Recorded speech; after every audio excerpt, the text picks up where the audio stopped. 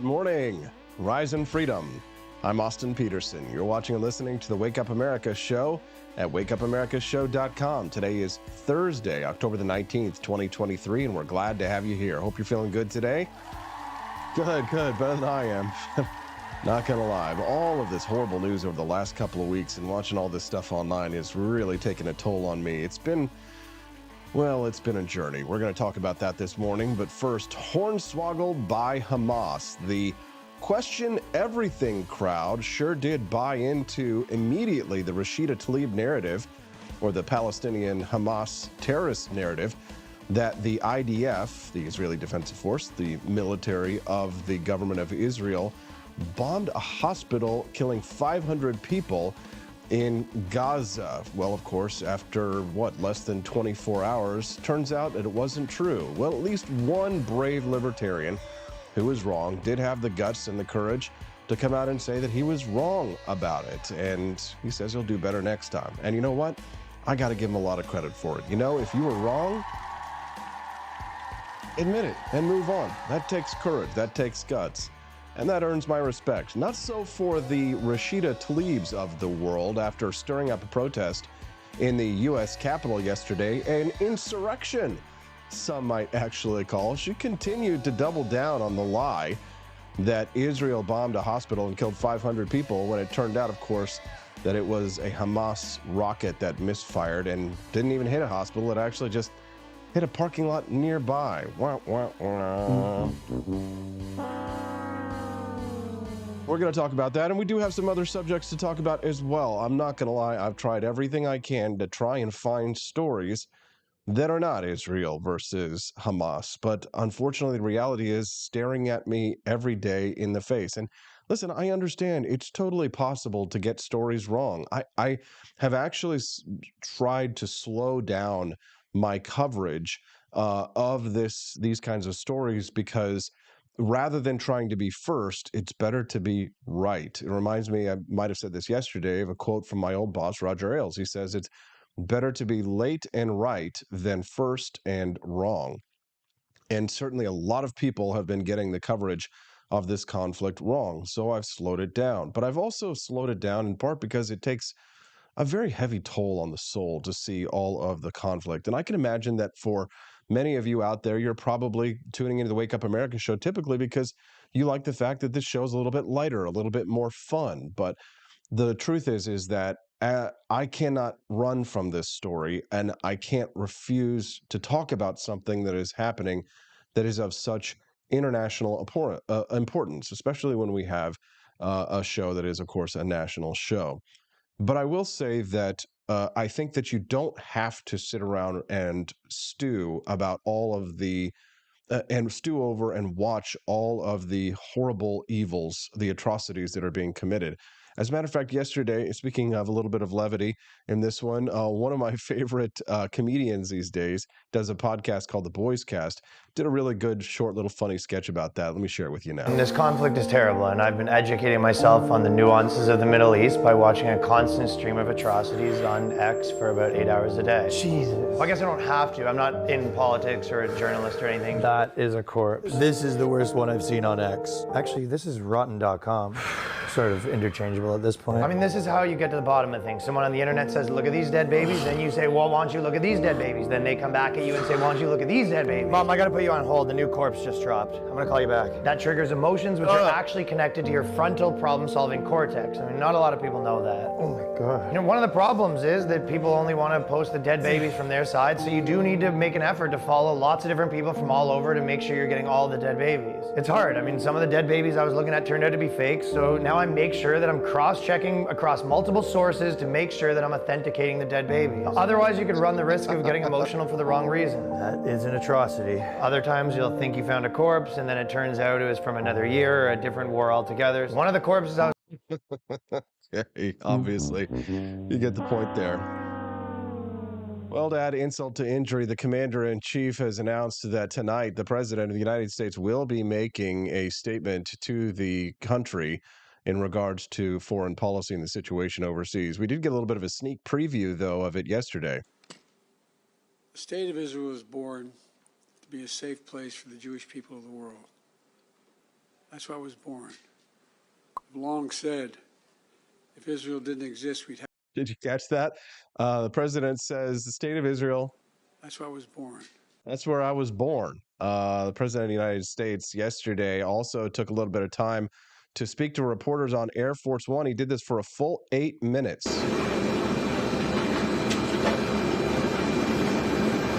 Virtually every mass shooting, every circumstance where a large number of people have been victimized and lost, I've spoken to.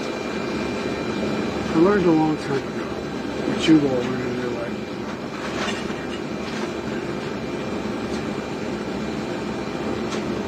When someone's going through something that is beyond their comprehension, that they ever thought they'd have to go through. If they see someone who they think understands or maybe been through something, not the same, but similar, it gives them some sense of hope. And I always get criticized sometimes by my staff because when I go to these events, I stay for 3 to 4 hours and answer all their questions. But it matters. It matters a lot.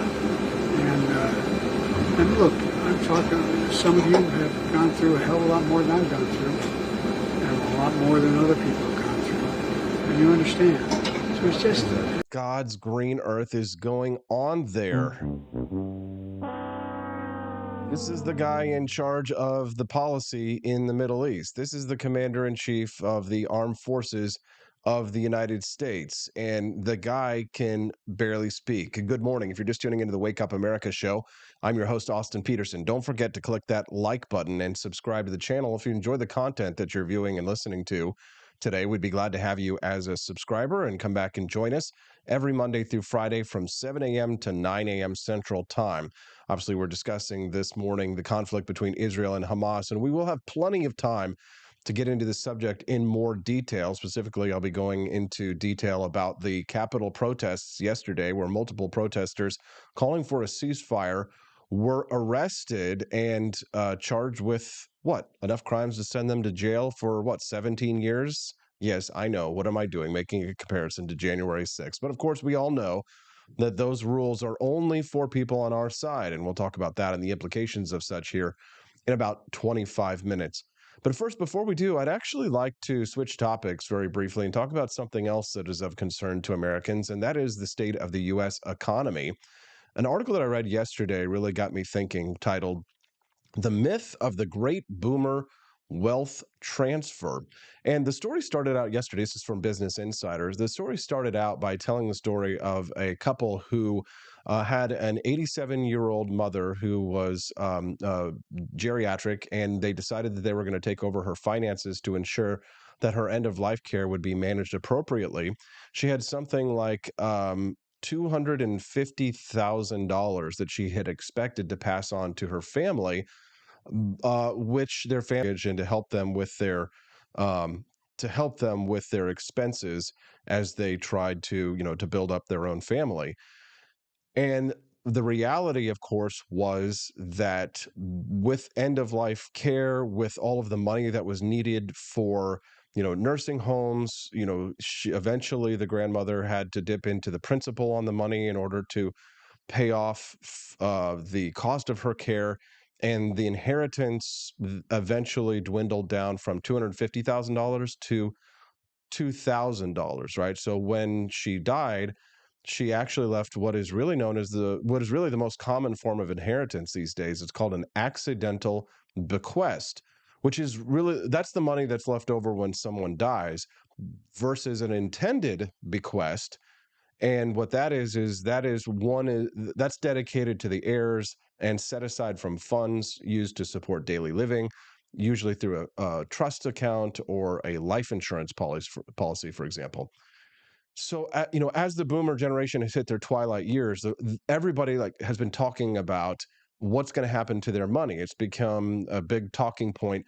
If you read the Wall Street Journal regularly, economists, estate planners, and families across the country are talking about this, because obviously my generation X to an extent, have really gotten the short end of the stick when it comes to the economy, the ability to purchase a home with inflation, wars, and the conflicts and the domestic problems that we've had that have led to the wild swings of the American economy during my life, my professional career, my generation's professional career years, our best years, work years, have been spent recovering from one economic crisis after another.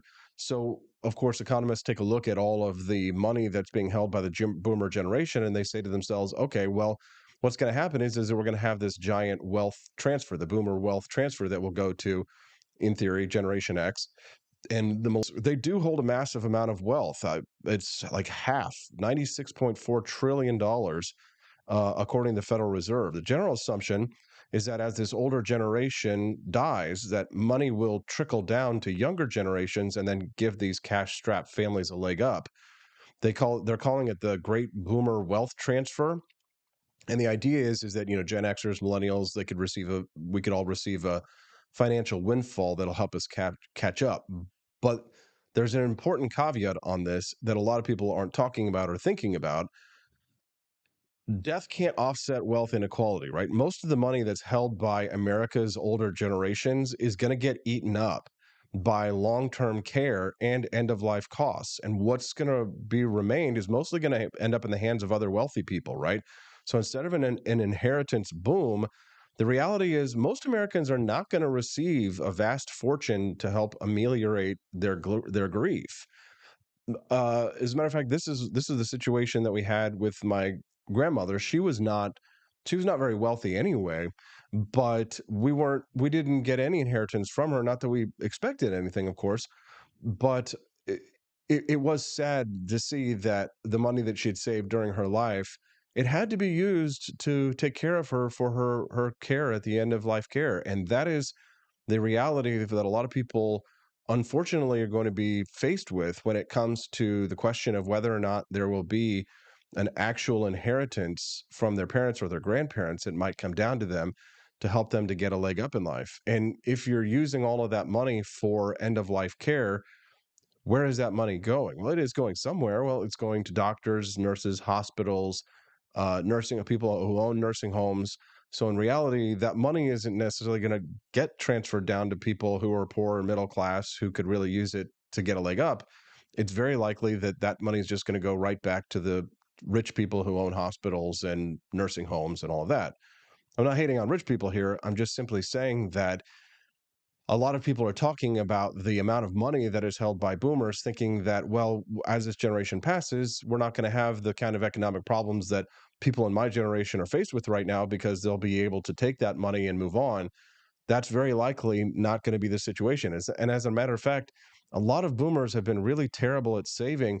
They're likely going to have to actually go ahead and not only are they going to spend the money that they have saved, but they're probably going to have to tap into the savings and finances of the younger generation who have already been cash strapped since we got into the economy, into the workplace, entered the workforce, at least my generation, millennials, starting in the early 2000s until today. So all of these years, all of our best work years have been saddled with problems like the housing, the mortgage crisis, for example, and the wars in Iraq and Afghanistan, which have run up our national debt, and the inflationary problems that we've received.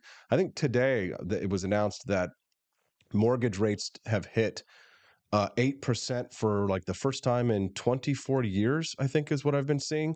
But I'll be curious what your thoughts are on this one. Again, this is not so like jealous, greedy, Austin Peterson hoping we got to take the money from the boomers or something, but these are serious problems for people of my generation as we go forward, because if there is no expectation that there will be any kind of a wealth transfer or inheritance, and then we are also going to have to probably eat into our own savings and investments to be able to then take care of our boomers, because of course people are living longer than they ever have. A lot of times people, when they go into these assisted living facilities, which are very expensive, they can be like $8,000 a month, very expensive. People think, oh, well, maybe they're going to be, they might live for another year or two.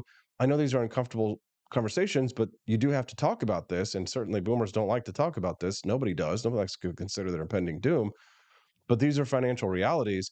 A lot of times somebody can go into an assisted living facility and can then live for a number of years after that, right? And they need care for maybe 6, 7, 8 years sometimes. And 8 years, what's 8 years?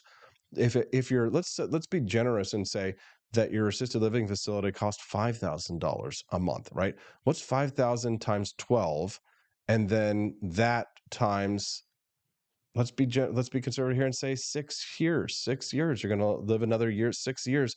Think about how much that's going to cost. How much do you have to have saved for that, right? I can't do the math, and I don't. If I had a crew, I would tell somebody to pull out a calculator, but I'm not going to sit here and slam away at the keyboard. I'll just let you guess at the situation, right? So the New York Times has been talking about things like this, as well as spreading fake news about the Hamas hospital, which we'll talk about here in just a moment. They've been talking about this. They've been reporting on a coming inheritance wealth boom in 2023, 2019, 2014, 2008, and 1999. And the story goes like this: the very conservative and responsible, quote, silent generation would be leaving vast sums of money to their baby boomer progeny. And that was supposed to be a good thing because boomers didn't save worth a damn, many of them. And now though, the boomers do have more assets than even they can spend. So now they'll be passing this on to their cash-strapped Gen Xer and millennial progeny. So when is this great wealth transfer supposed to happen, right? Are your parents sitting on millions of dollars that they haven't told you about, right? Are we going to see a life-changing jump in our generation's net worth? Well, if the past is any indication, don't get your hopes up. Edward Wolf of New York University, they looked at data from 1989 to 2007 to see if there was a wealth transfer. Researchers found that the number of households reporting an inheritance fell by 2.5 percentage points during that time period. They found that inheritance can reduce inequality a bit at the margins. A few $1,000s typically left by accidental bequest can make a big difference in the financial well-being of people at lower income levels. But the bulk of inheritances were distributed in predictable ways. The rich got richer, and very little trickled down to the majority of boomers. Most of that money gets spent in end-of-life care, catheters for mesothelioma, right? My pillows and things like that.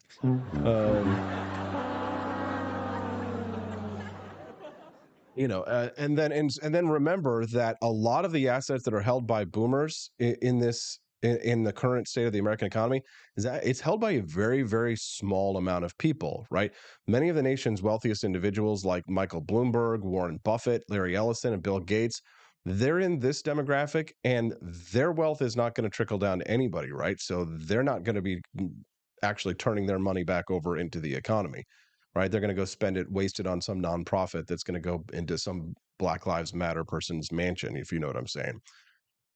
So I guess that's dire news and not happy news for those of us who might have thought that perhaps we'd have a better future if we saw a proper transfer of wealth. But it's very unlikely to happen, and it's really not the kind of thing that you want to pin your hopes on.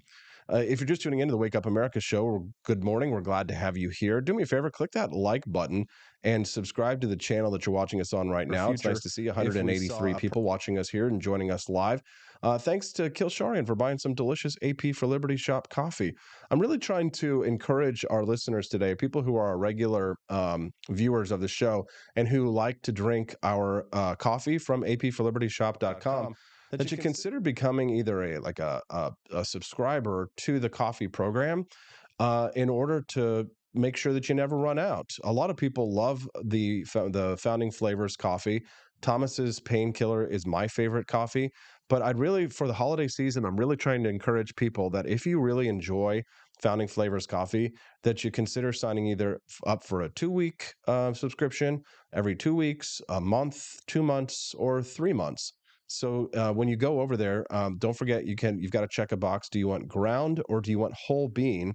But I'd like to implore our audience today that if you're a regular drinker of Founding Flavors coffee, that you consider signing up today for a subscription package to the coffee and have it delivered. Also, holiday season is coming up. Now's a great time to start thinking about getting holiday gifts for your friends and for your family. And honestly, if you've got a patriotic person in your family and they also love coffee, can you imagine how awesome it would be to open up a big package full of delicious bags of coffee featuring George Washington's Revolutionary Roast, Adams's Patriotic Perk, Jeffersonian Java, Thomas's Painkiller.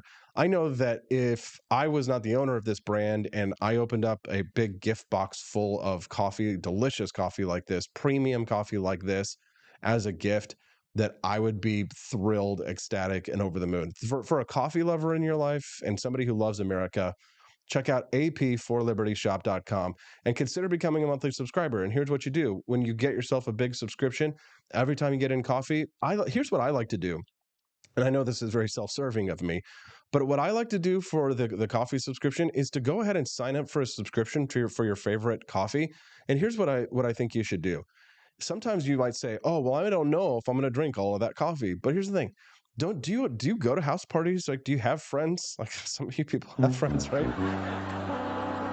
And do you ever think to yourself, "Man, I really need to bring a gift for the party"? And you say to yourself, "Oh gosh, I don't want to have to go to the store or stop by, but like, oh, maybe I've got an extra bag of Founding Flavors coffee. What an awesome gift to bring to somebody." And now that the holidays are coming up, you're going to be going to more parties. You're going to be going to Christmas parties. You're going to be going to Halloween parties. And honestly, who isn't going to love you or think that you're the coolest guest if you come and you bring them a big, delicious bag of Founding Flavors coffee? So go ap4libertyshop.com. Sign up for a bi-weekly or a monthly or 2 or 3 month subscription. Get yourself a few of the different flavors. Try them all. See which one that you like. I recommend our Colombian single origin.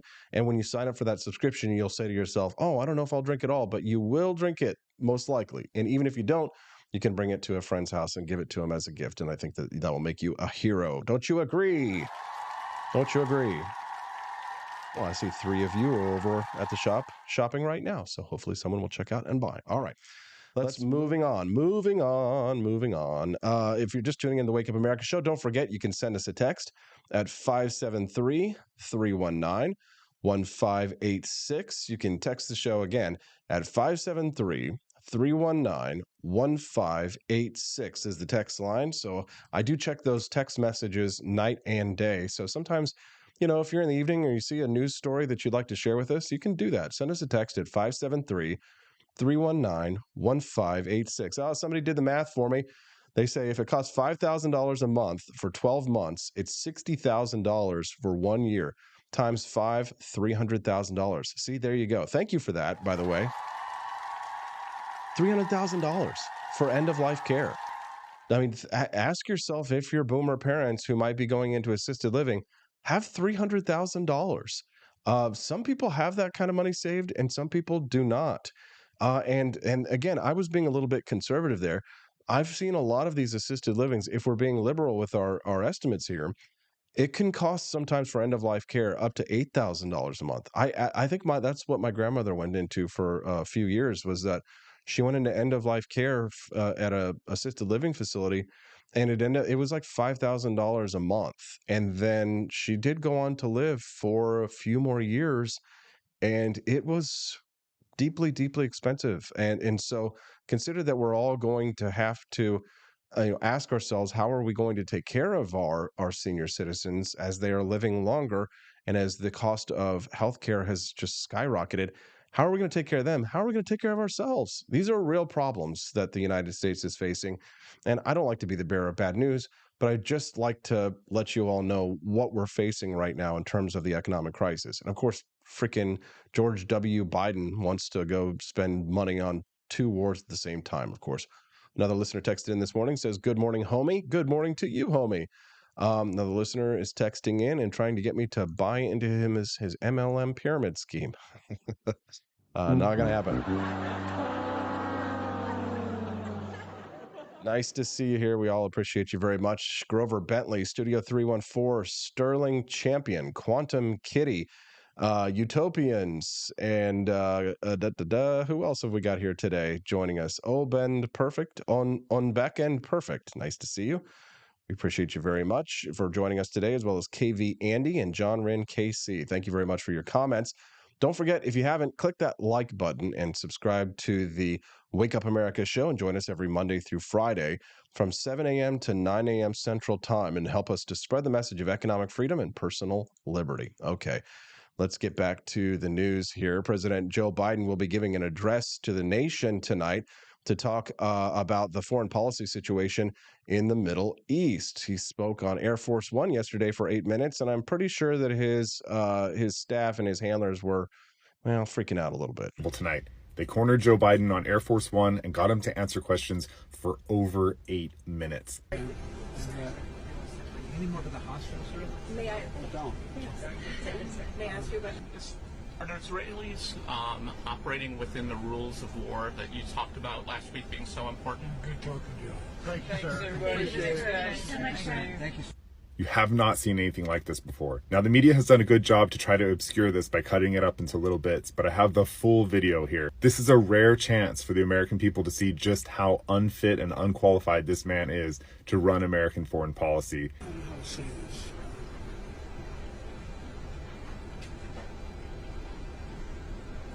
Virtually every Speaking of a freaking assisted living, mass shooting, every this is the president of the United States. Well, yesterday, protesters committed an insurrection yesterday. Oh, no, wait, it's not an insurrection. It's just a protest when they do it.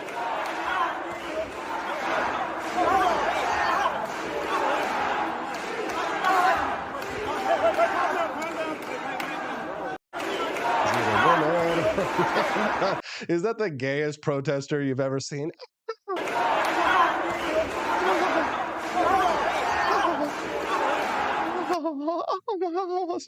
Look at this. Here we are. Here, that one trying to step over the Capitol there.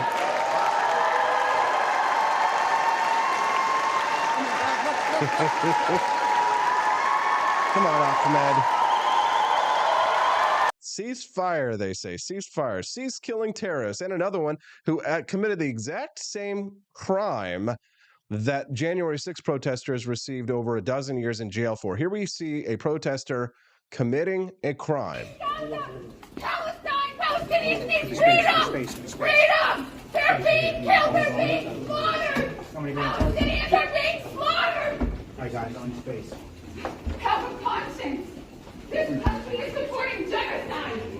This is how mass atrocities happen. That is disruption of the government in session. I have to say that I think that, these people should absolutely go to jail for 12 to 15 to 20 years. But of course they are defending the religion of peace. Rashida Tlaib yesterday spreading lies that the hospital was bombed by Israel, believing the terrorist propaganda that was being spread by the Hamas terrorists. And in New York City, a rally in favor of these acts of genocide against the Jews of Israel was held, and I thought it was quite interesting. I think one of the Muslim speakers has something that you all should hear. Take a listen. Done being tortured and hurt and judged. This is the correct religion. This is the religion that all of humanity needs to be upon, of Islam. And we will not stop until it enters every home. So I want you to repeat after me. I want to hear it in every single district. It should tremble. Brooklyn should hear it. The Bronx should hear it. Queens should hear it. Say it as if the Ummah depends on this, my brothers and sisters. La ilaha illallah.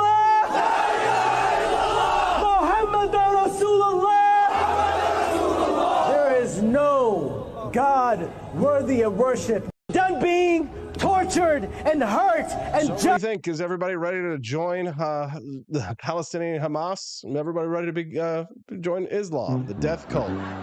It's religion of peace, if you will. Here's the one of the former leaders of Hamas who spoke to Vice magazine, and here's what he had to say about the conflict. أنا أغتنم هذه الفرصة.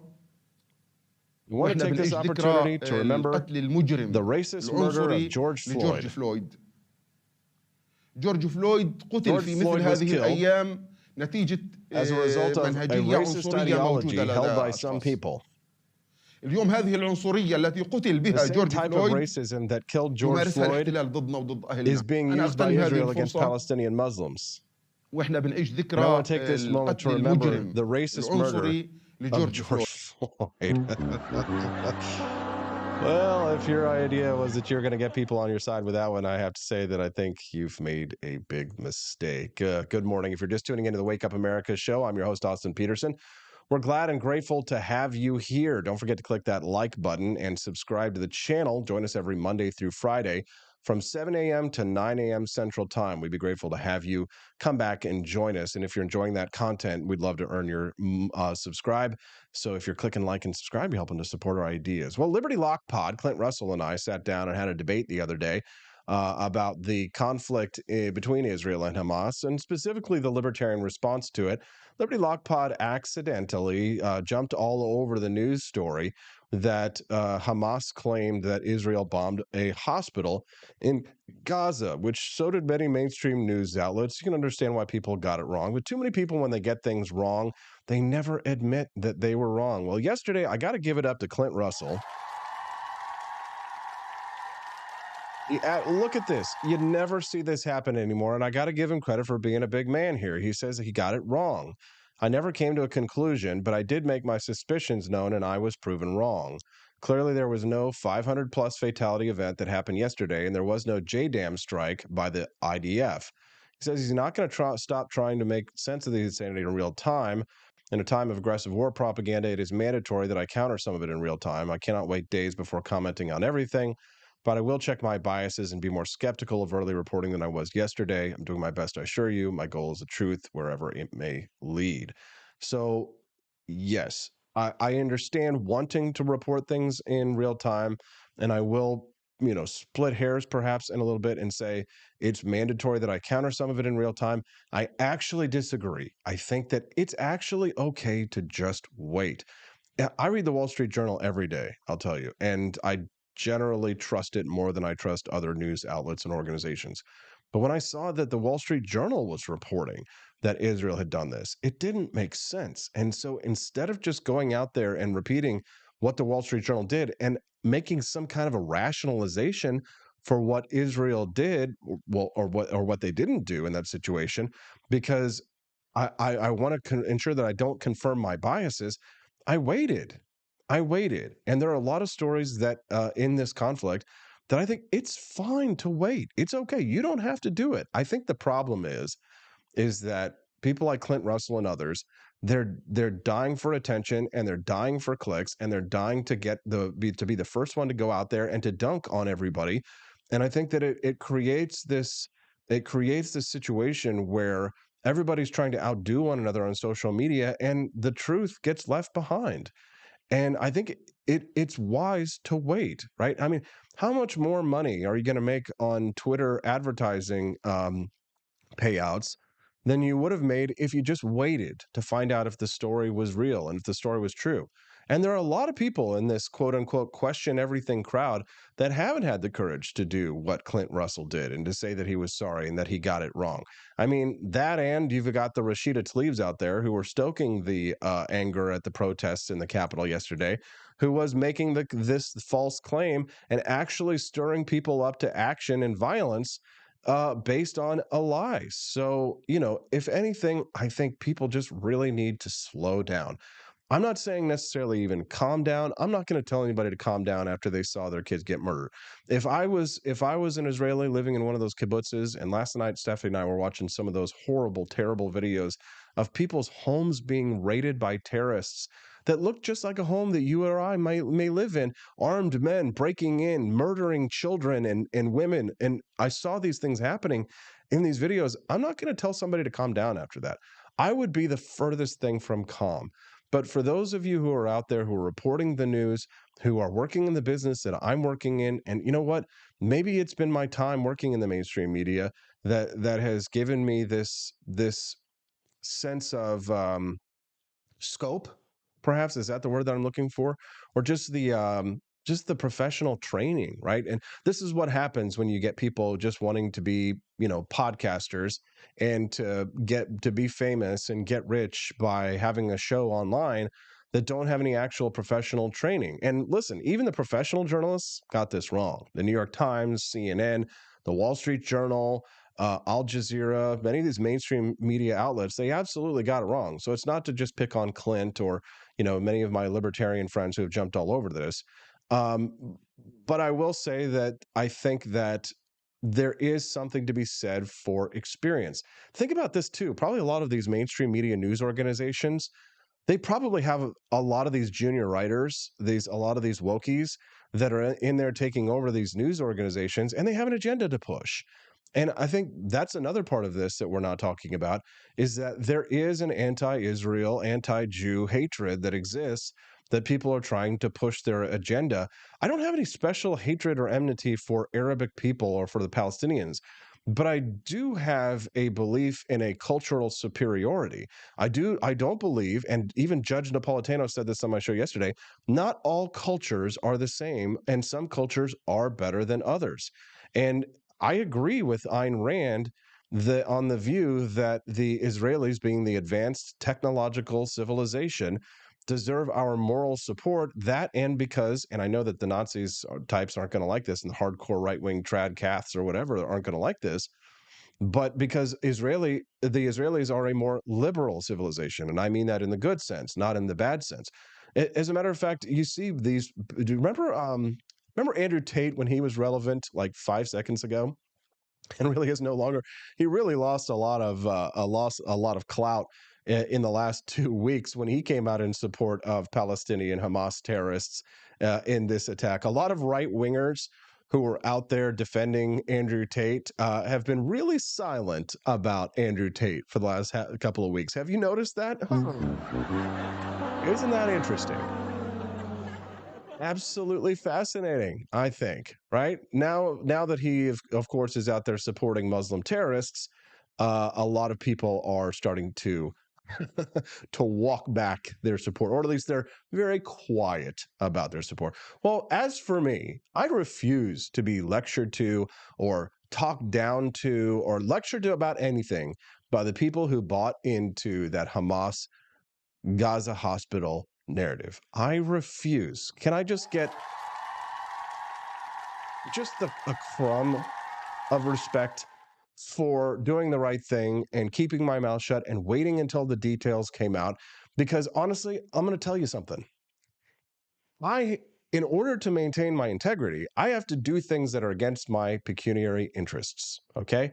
I want my $5 for my word, Camellia, and I want your subscription to this show, because I want to demonstrate to you that although I have my biases and I'm open about my biases, that I will be honest with you about what I believe is going on based on the best facts that I can use, based on my experience and my knowledge and my ability to bring you the truth. Sometimes the truth doesn't coincide with my belief system. Sometimes reality is on the opposite side of what I want to believe. But here's the thing. And this is why I think you should be a regular viewer of the Wake Up America show, because here's my standard that I use in order to report the news to you. My standard is this: if the more that I want to believe something, the higher a standard of evidence that I have for that. Does that make sense? Consider that. The more I want to believe something is true, the less willing I am to believe it is true. This is the opposite of confirmation bias, right? Because the more I've sort of studied fallacies and debates and arguments, and the more I try and seek the truth, the more I take the red pill, and the more I try and understand what is real, what is true, the more I try and break out of Plato's cave, and the more I try and go back into the cave and try and bring the red pill to others, or tell them about what is real and what is true, despite the fact that they try and kill me, and that they laugh at me and they mock me. I'm going to continue to do that because I have seen what I believe to be what is real, and I want to hopefully free more prisoners out of Plato's cave. That might sound quite egotistical or egocentric or arrogant, but I see it as a mission of mercy. Right? That people who have their entire lives, and even here's the thing, I think that you're not free just because you're free of the mainstream media narrative. You're really free, in my opinion, when you're free of the mainstream media narrative and the alternative media narrative. Because what I think has happened with a lot of these libertarians or truth seekers or conspiracy theorist types and things like that is that they have become reflexively anti-establishment such that, well, if Israel or the United States say it, well, then it must be wrong. Haven't you noticed that from people? That if it's not what someone says, it's who says it. So, for example, because I trigger like anarcho-capitalists and libertarians, I trigger them so frequently. Sometimes I will actually, as an experiment, and I did this when I ran for president.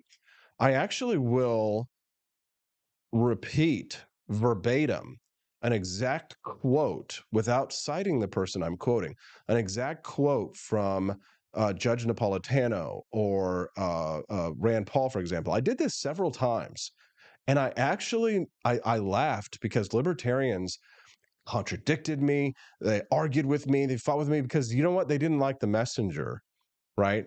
And so because they didn't like the messenger, they rejected the message.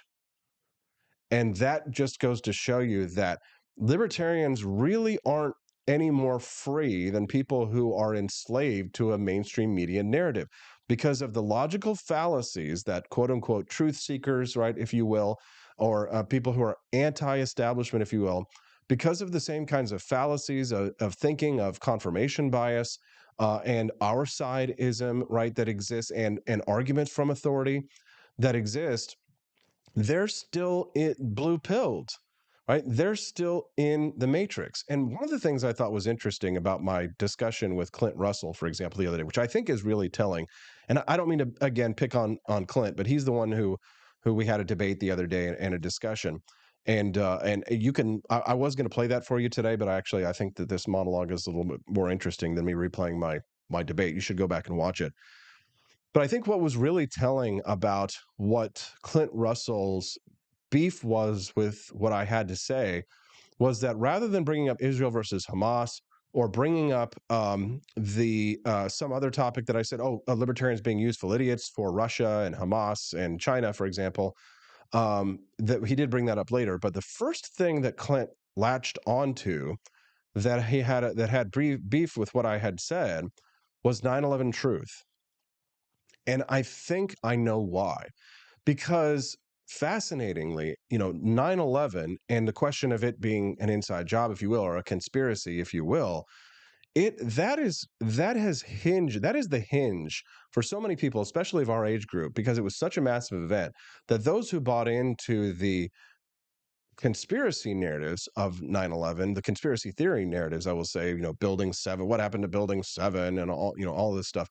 Those who bought into that conspiracy theory narrative that it was a lie perpetrated by George W. Bush so he could go into Iraq to avenge his father and all this kind of stuff, right? Those who bought into that, it is the linchpin of their belief system. And it's sort of like telling that Muslim that we listened to about 10 minutes ago, telling him that Allah is fake and that his religion is a lie.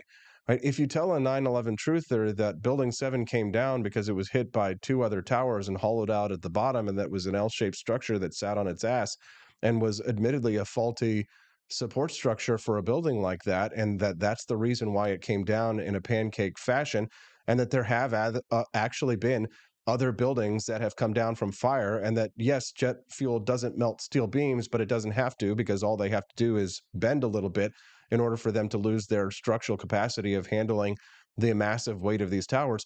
When you start talking about something like this, it's like you're telling a Muslim that, actually pork is delicious and you should eat some bacon. And it is probably actually pretty good for you. And also your Quran is a lie and everything that you've been told is a lie, right? So I think that it was telling that, going back to, the basis of this, that I think libertarians, and a large reason why the libertarian movement has really gone off the rails in recent years is because, well, we're delusional, many of us, and we exist in the same kind of God delusion that these Islamic terrorists exist in, right? And people who can be made to believe absurdities can be made to commit atrocities, such as spreading terrorist propaganda, like many did when they immediately jumped all over the story of the Hamas hospital bombing. They were hornswoggled by Hamas. What do you think? Send us a text at 573-319-1586. That's 573-319-1586. One listener texted in and says the Islamic preacher sounds just like a lot of Christian preachers. Yeah, I'm no fan of any of the organized religions. One listener texted in and said, Ryan Kelly, former candidate for GOP governor of Michigan, sentenced to 60 days in prison for his trespassing in the role. Wish I could listen to the show in It's So Loud in Hearing. Not sure exactly what that means. Is the audio okay, guys? I apologize if it's not perfect, but I do my best here. Again, you can text the show at 573-319-1586. Again, text the show anytime, 573-319-1586. So going back to that 9/11 narrative, right? It's a religion, right? It's like or what I like to call it is it's a sacred cow. But the fascinating thing too is, and I don't want to talk about 9/11 all morning, but I do want to just say that 9/11 truthers who claim to revere Ron Paul, 9/11 truthers are calling Ron Paul a liar. Let that sink in. 9/11 truthers are calling Ron Paul a liar, because Ron Paul said that it was blowback for our foreign policy overseas. So if you do something to yourself, right? In other words, if it's an inside job, it's not blowback, right? Ask yourself that. Think about that for just a moment. And I know that for maybe Ilmerica out there, I see your comments. I know that for many of you, you're desperately clinging to your belief in this. And it's not to say that there are, 9/11 itself is a conspiracy, right? But the idea of it being blowback and an inside job, that's called cognitive dissonance, right? So what you're experiencing here is cognitive dissonance. What does that mean? That means that you are holding two beliefs that are in conflict with one another. You're saying to yourself, on one hand, it was done by me. On the other hand, it was done by somebody else. Which was it? Was it blowback or was it an inside job? Because it can't be both, right? Think about that, okay? Then you can say things like, the next layer of this is that, well, it wasn't planned by, that they let it happen. Well, that's fascinating because, again, if that is the case, you're giving our moronic, idiotic, stupid-ass leaders way more credit for being far more brilliant than they actually are. And I like to liken this to a thought experiment. Another favorite conspiracy theory of mine is the idea that FDR wanted to get into war with Japan, and therefore he allowed the Pearl Harbor bombings to happen, so therefore he would have a pretext to war. It's true that FDR did believe that by the time Pearl Harbor happened, that the United States was going to get dragged into war. But it's not true that he knew that they were going to bomb Pearl Harbor. They didn't know when or where an attack might happen. But if you're FDR and you know that battleships, for example, are becoming obsolete and that many of the battleships that you have are likely going to be more detrimental to your war effort than they are helpful, then what do? You send your aircraft carriers out to sea and you do so randomly to ensure that if there is an attack on your base, that it comes and hits only those assets that you're actually willing to lose. Therefore, Pearl Harbor happens, the aircraft carriers are out to sea, and all we lose is a battleship and some of them taking out of commission for a while, and we didn't need those, and battleships really aren't that useful by this time in war anyway. You're giving FDR so much credit for being this genius tactician that he really isn't, right? And it's the same for 9/11 truth. You're giving George W. Bush an incredible amount of credit for being able to accomplish something when really he was just kind of a dumb hick redneck from Texas. And I don't believe in the conspiracy version of history because I believe that people are idiots. And I think that the reason why people latch on to conspiracy theories is the same reason that people latch on to organized religions. They want to feel like they're part of something. They like to believe that they have a secret knowledge, right? Just like the Muslim cleric, shouting in New York that he believes he has a secret knowledge and that this is the one true religion, right? And I think that people would feel, if they realize that the bad things that happen in the world are not part of God's plan or not being orchestrated by a cabal of evil Jewish Masons in Jerusalem, I think people who have that mindset would feel lost and terrifying. And I think I understand why, right? If you don't believe that there's a God or an Allah, if you don't believe that a conspiracy of super Jews is controlling everything, like, and pulling everybody's strings, and you look at things and at world events and you say, well, this earthquake was random, other than an act of God or God's plan, right? Didn't Jerry Falwell say that 9/11 was God's hand striking us down for homosexuality, right? Right? People will use that, amazing what they will use to justify their evil beliefs. But if things that happen in the world are random, and boy, this is the one thing that really riles up a lot of the alternative thinkers, the what people who think that they're red pilled but are really still inside the cave, right? Is to explain to them how random things really are, right? To see how coincidences are really not that coincidental at all. Remember when people used to play records backwards and think that they were saying, for a Stairway to Heaven? Remember, did you ever play the record Stairway to Heaven backwards and thinks that he's saying, sad Satan, oh, a little God in a sad Satan, right? Oh, she's buying a stairway to heaven, right? And all the Christians in the 1980s were freaking out because they were like, oh my God, this music is telling us the sad little Satan in the garden that we know, sad Satan, sad Satan. Well, that's because our human brains are pattern-seeking brains. It's why you see faces in almost everything, right? And I'll tell you, it's sort of like Stephanie the other day, we watched The Matrix to talk about, like, what does it mean to be blue-pilled or red-pilled, because she didn't know, she hadn't seen it, she didn't understand that concept. At first, when we first started the movie, she actually was like, I would take the blue pill. And do you know why she wanted to take the blue pill in The Matrix? Because the real world was dystopia. Because reality in The Matrix was being plugged in as a battery to power robot overlords. And Stephanie said, I would just rather live in The Matrix because the real world is terrifying and sad. So here's the thing. Like, do you really think that most people are going to take the red pill? Because it seems like everybody everywhere these days is taking the red pill.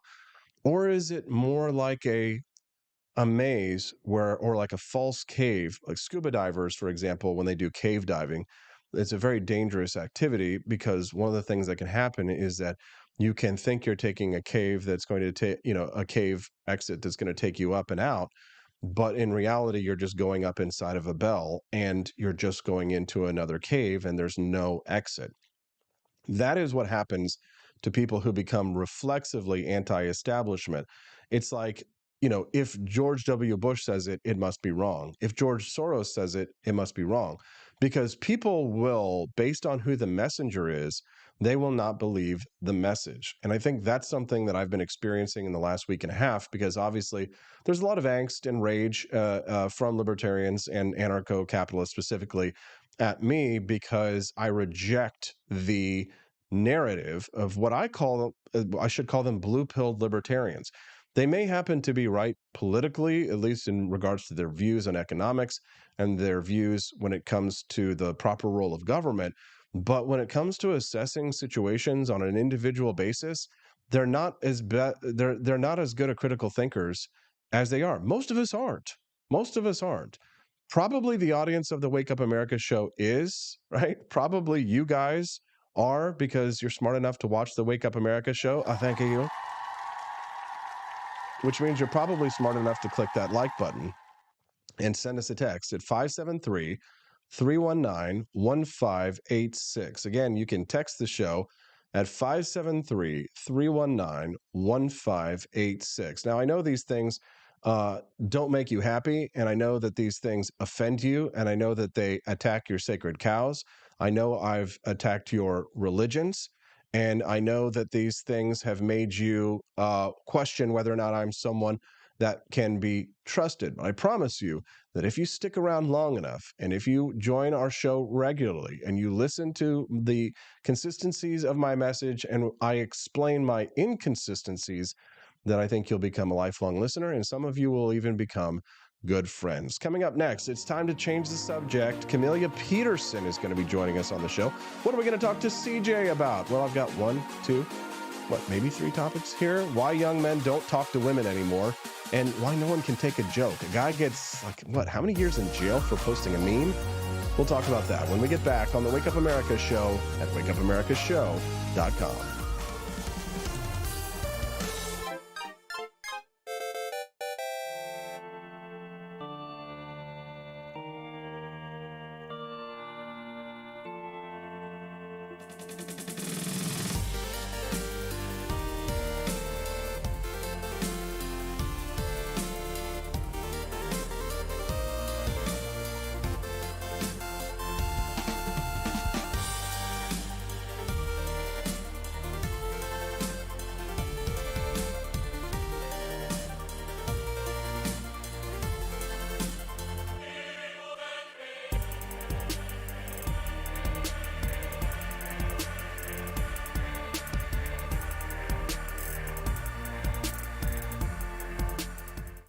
It was 1946. A battle was fought, not overseas, but right here on American soil. The Battle of Athens, an intense struggle against election fraud and for the rights promised by our founding fathers. Driven by the Second Amendment, ordinary citizens stood tall and fought back. Help us expose this momentous battle of integrity and bravery. Your support can make a difference. Visit givesendgo.com/bleedamerican and pledge your support, because we believe in the power of truth, the strength of unity, and the spirit of we the people. Let us not forget, we bleed American.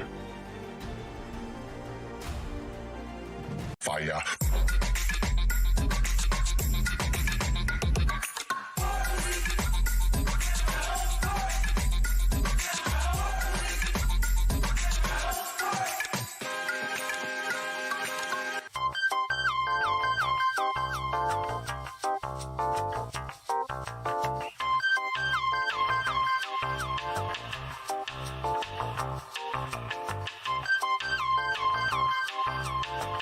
Hello, this is Barack Obama, and let me tell you why Austin Peterson stinks, and you should never pay attention to anything that he has to say. First of all, he's a libertarian, and we all know libertarians are idiots. They don't realize how important government is to everything that we do.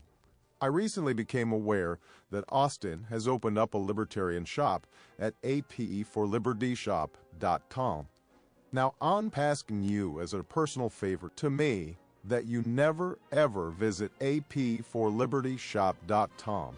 With all of the great Liberty merchandise there, the last thing that we need to do is to get people spreading this message around the country, because then they might start thinking that they don't need government. And that's the last thing that good Democrats like us want. So if you love democracy, like me, and hate freedom, then don't visit AP for Liberty Shop. Like I said, whatever you do, do not visit apforlibertyshop.com.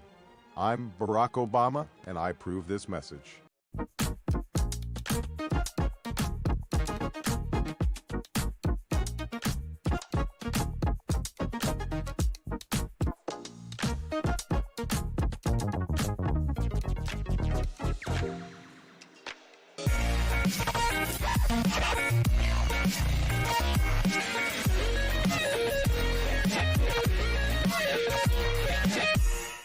When I was in foster care, I never knew when I would have to move, so I always had my suitcase ready to go.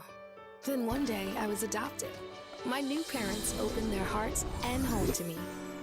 My parents cook my favorite breakfast for me every morning. My parents take me on trips I never thought I would go on. They gave me a home and an even better reason to use that suitcase. My parents aren't perfect, but they're perfect for me. I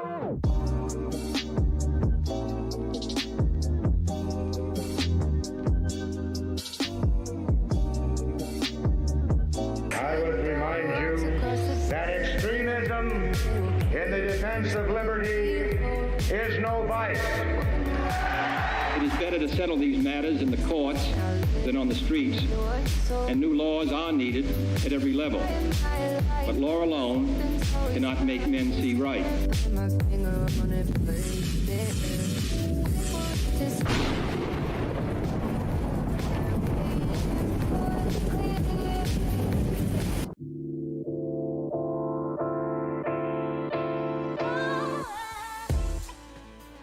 Good morning, Rise and Freedom. I'm Austin Peterson. You're watching and listening to the Wake Up America show at wakeupamericashow.com. Nice to see all your smiling faces this morning.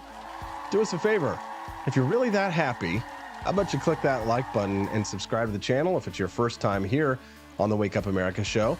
We stream live every Monday through Friday from 7 a.m. to 9 a.m. Central Time. I forgot, I was going to announce, speaking of religion and Christianity, guess who's coming on the show on Monday? Kirk Cameron is going to be on the show on Monday. Aren't you guys excited? Wow. His people reached out. They're like, hey, we saw the Wake Up America show on Rumble. We want to be on the show and come and talk to you about Drag Queen Story Hour. I'm like, you know what? Show me that smile again. Don't waste another minute on the drag queen. Yeah, so Kirk Cameron coming up next Monday. You don't want to miss that. So click the like button and subscribe to the channel. I think it should be a very interesting, very spicy conversations. All right, well, speaking of spicy conversations, every Tuesday and Thursday on the show, another good reason to subscribe, we play Let's Make Camellia Blush. Camellia Peterson, my good friend, a fellow Missourian, joining us now. It's a spicy show today. How you doing, CJ? I'm great. Yeah, so it's kind of funny because I was telling you, I asked in the chat a few minutes ago if this is the first time you've ever talked religion. Yes. Since you've been on Rumble with the Rumble gang. I was like, put your thick skin on, y'all. Yeah. Well, it's kind of funny because it's like, you know, they'll hear me talking smack about Islam and and it's a death cult and Muhammad was a pedophile and stuff. And they're all like, yeah. And then I'm like, oh, and Christianity and Judaism, I got some beef with them too. And it's like, no, right? So it's like, you know. Well, if there's something everybody will eventually learn on the show, that there are no sacred cows. No sacred cows on this show. Equal opportunity exists here. Right. And people are like, oh, you have your biases. Well, I'm open about my biases. And it's like, why do I prefer, like, I don't like organized religion, but I like Judaism the most because at least they aren't trying to convert me, right? Like, I wouldn't want to be a part of a club that would have me as a member, you know? And I like that, you never get a Jew knocking on your door on a Saturday morning. You know what I mean? But my main argument just is that, you know, my problem with Islam is that Christianity and Judaism were blunted by the Enlightenment, meaning that French Revolution, for all the problems that it had, right? It pushed for the separation of church and state. Like people were finally tired of being forced to pay taxes to a religion. They still do in Britain in places, but like people were sick and tired of being forced to fund belief systems that they didn't agree with, and they turned out Notre Dame and turned it into a hall of skepticism in science. And we basically said, hey, listen, no more holy wars. We're sick and tired of it. But Islam didn't come into contact with the Enlightenment. And so Judaism and Christianity, they don't follow those religions to their utmost, right? They don't do everything that the Bible tells them to do because they can't, because the law prevents them from doing so. Am I right or am I right? You're right. And I would tell you, there's the whole, return to tradition meme that's, been the theme for the last several years. And I saw something the other day that was looking at all of the architecture and was saying that, the Enlightenment and the Industrial Revolution, those things were a mistake because nobody creates art like this anymore. I'm like, so the printing press was a mistake? I mean, it's like, if you wanted to return to tradition and all of these traditional religious elements and the way things were, I mean, you have to go back before people had the ability to read for themselves and to read the Bible for themselves and to ask questions, because you didn't ask questions before that. The law was set before you, and you didn't know if it was right or wrong. You relied on somebody else to tell you that. And, it used to be a crime to read the Bible, right? And only one Bible was allowed, and you had to check it out, and you couldn't read it, and you couldn't read it all anyway. But no, I this is a clash of civilization. I did enjoy like this debate that I did with the right-wing nationalist guy, or the ultra-nationalist, because remember on Columbus Day when all of the trad Caths were posting the memes about how Hernando Cortez was civilizing the savages of South America and the Mayans and the Aztecs. There will be no more mass beheadings because all of that. Well, so they were all selling, oh yeah, and then Israel gets attacked. And I go in and I debate these, let's call them what they are. They're Nazis, right? I don't use that term lightly, but they are, right? And then I say, oh, well, they're just like Hernando Cortez. They're just like Columbus. They're just like American colonials, going in and preventing the savages from committing acts of terrorism. Then all of a sudden, I don't know if you saw that Keith Woods debate that I did. All of a sudden, they're like, oh, the helpless Palestinians, right? Because we all know Nazis will throw out any principle that they claim to believe as long as it, confirms their Jew hate. Well, and I think it just goes to show that, no matter what it is, and I think that with the Enlightenment and people being able to read and becoming a more educated civilization, that, you know what, we're also going to screw up a lot of things. And so that includes religion. And it just, and I think that one thing you mentioned earlier about just like constant drumbeat of negative news and all of the depressing things that are going on in the world. And I think there's this pressure online, especially, that you have to be talking about these things, or like you don't have your priorities straight or something like that. Like, how could you talk about anything else? And I think in these kinds of times, it is more important than ever to have a sense of humor, to use humor. Humans are resilient, and I think that humor is a huge part of that. And I think finding the positive in the stories of love and light in these times is also really important. One of the things I've been thinking about, I know we're a little off the rails here, but one of the things I've been thinking about, since all of this started, almost 2 weeks ago now, is that scene out of The Fifth Element where Lilu, who's supposed to be, the perfect human being, come to save Earth from the prophecy with the aliens destroying it. She's learning all about, she's watching the history of Earth basically in super speed, and she gets to the WAR, and she's watching all of these scenes of war, and she's ready to quit. I mean, she's devastated. And so at the very end, she was like, why save life when we see what you do with it? And, Corbin points out that, it's because there are beautiful things in life that make the pain worth it. There's love, there's beauty. And so I think it's important to keep that in perspective. But anyway, there's my rant for the morning. No, you're right, Camille. I'm not going to lie. Like, I have been losing sleep over the last couple of weeks. And I think, some of it has to do with how I'm managing my internet time and my the viewing of what I'm watching and when I'm watching it. I probably need to have a little bit more discipline, but of course I can't run away from it because I literally work in this business. And last night, for example, like right before bed, there was like a 6-minute long terrorist video that showed the brutal siege of Hamas terrorists into people's civilians' homes. They were just bursting into people's homes. Looked like any home here in the United States, bursting into their homes and just executing people, kill women, kill children. They would just run up to cars and just blast everybody in the car, and then the heads were exploding and blood flying out everywhere. And I watched this right before I went to bed, and Stephanie, she turned and she said, we shouldn't do that, right? We shouldn't do that. You've got to realize that, like, yes, this is huge. Yes, this is important, but there are still things in the world that make life worth living, and you've got to be able to turn away and look after yourself. As a matter of fact, on Monday, it's our 2-year anniversary. I'm taking a mental health day on Monday. I'm taking Monday off for our anniversary. So no Wake Up America show next Monday. I'm not going to look at the news. Wait, when is Kirk Cameron coming? Oh, wait. Maybe I'm not taking off on Monday. Well, maybe I'll just do a pre-record with Kirk Cameron and play it on Tuesday. Okay, never mind, sorry. Yeah, no, it's you fine. Should though. Thank you for reminding me. Yes, you're right. I should.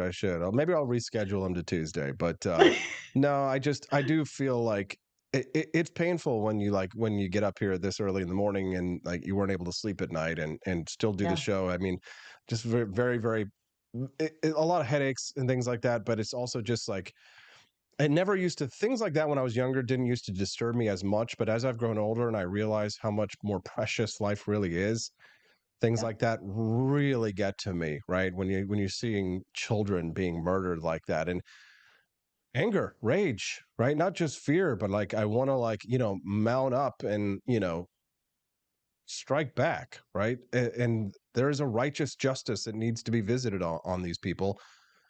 And I know we're kind of going down the rabbit hole here. I do want to talk about something that's not this. We do have some time though.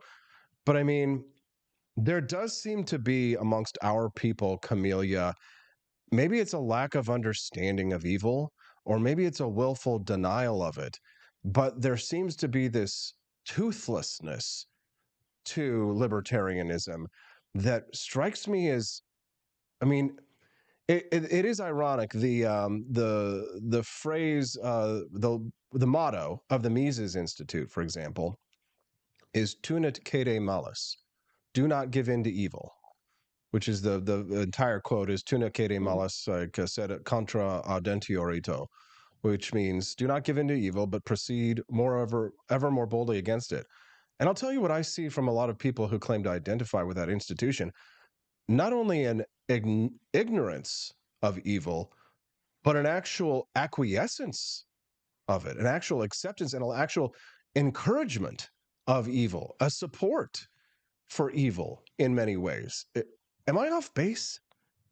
I think a lot of that is in some ways projection, in that with this, I mean, the libertarian philosophy, is arguably a philosophy of peace because, do no harm to other people. That's all we want. Don't hurt anybody else, and just leave people alone. That's what we want. So I think that we assume that's what, or we would like to think that that's what everybody else wants too.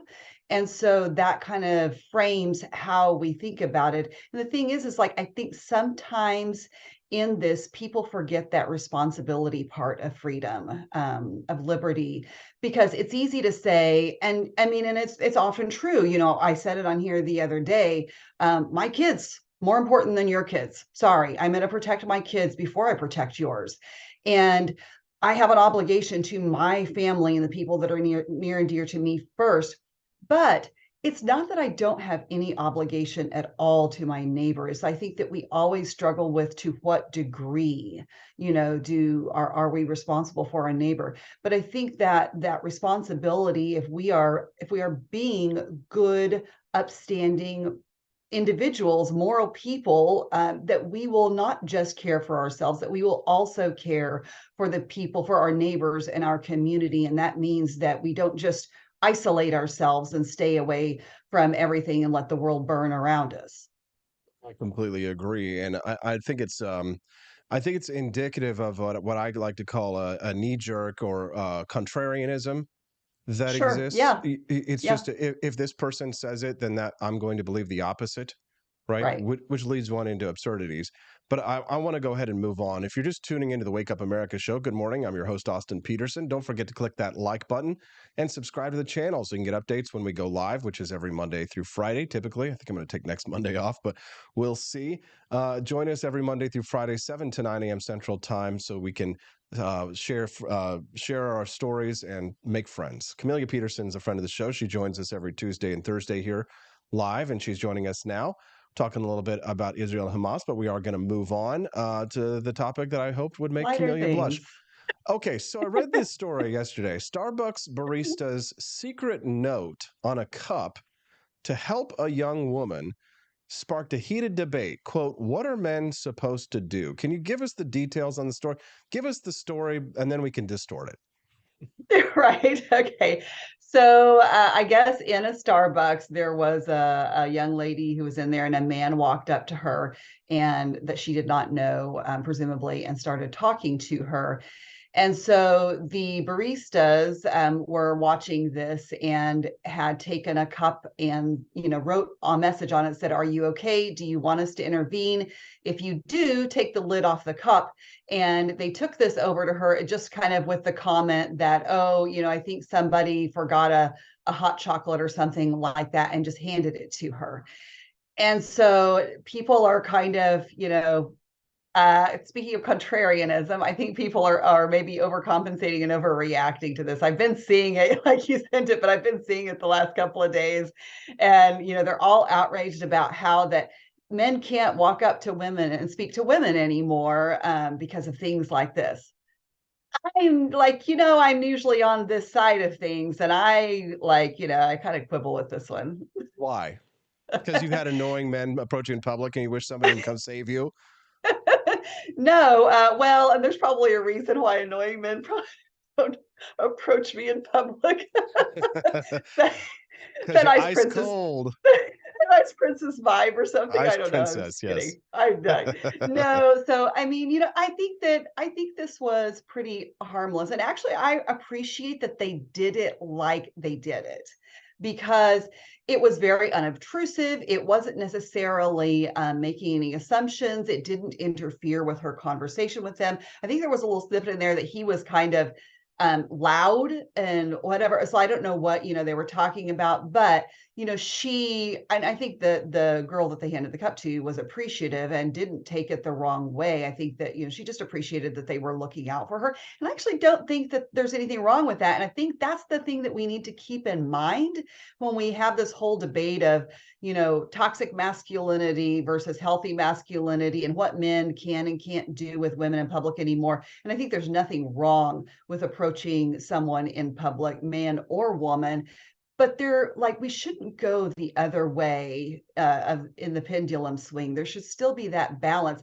I actually would really appreciate that someone did something like this, because, I don't have a problem telling someone to get lost or, fighting a way out of that conversation if it really is bothering me. But there are a lot of women who, they wouldn't stand up for themselves in that sense. And so knowing that somebody's kind of got your back and they're looking out for you and they're giving you an easy way out if you need it, I think it's okay. Yeah, I think it's okay, but I mean, I think it's fine. I mean, obviously, you know what? There are a lot of annoying dudes out there, and the way that they approach women is just absolutely redonkulous. And so I guess, because there are so many creeps out there, there's a good reason to do it, but you can see the other side of this, right?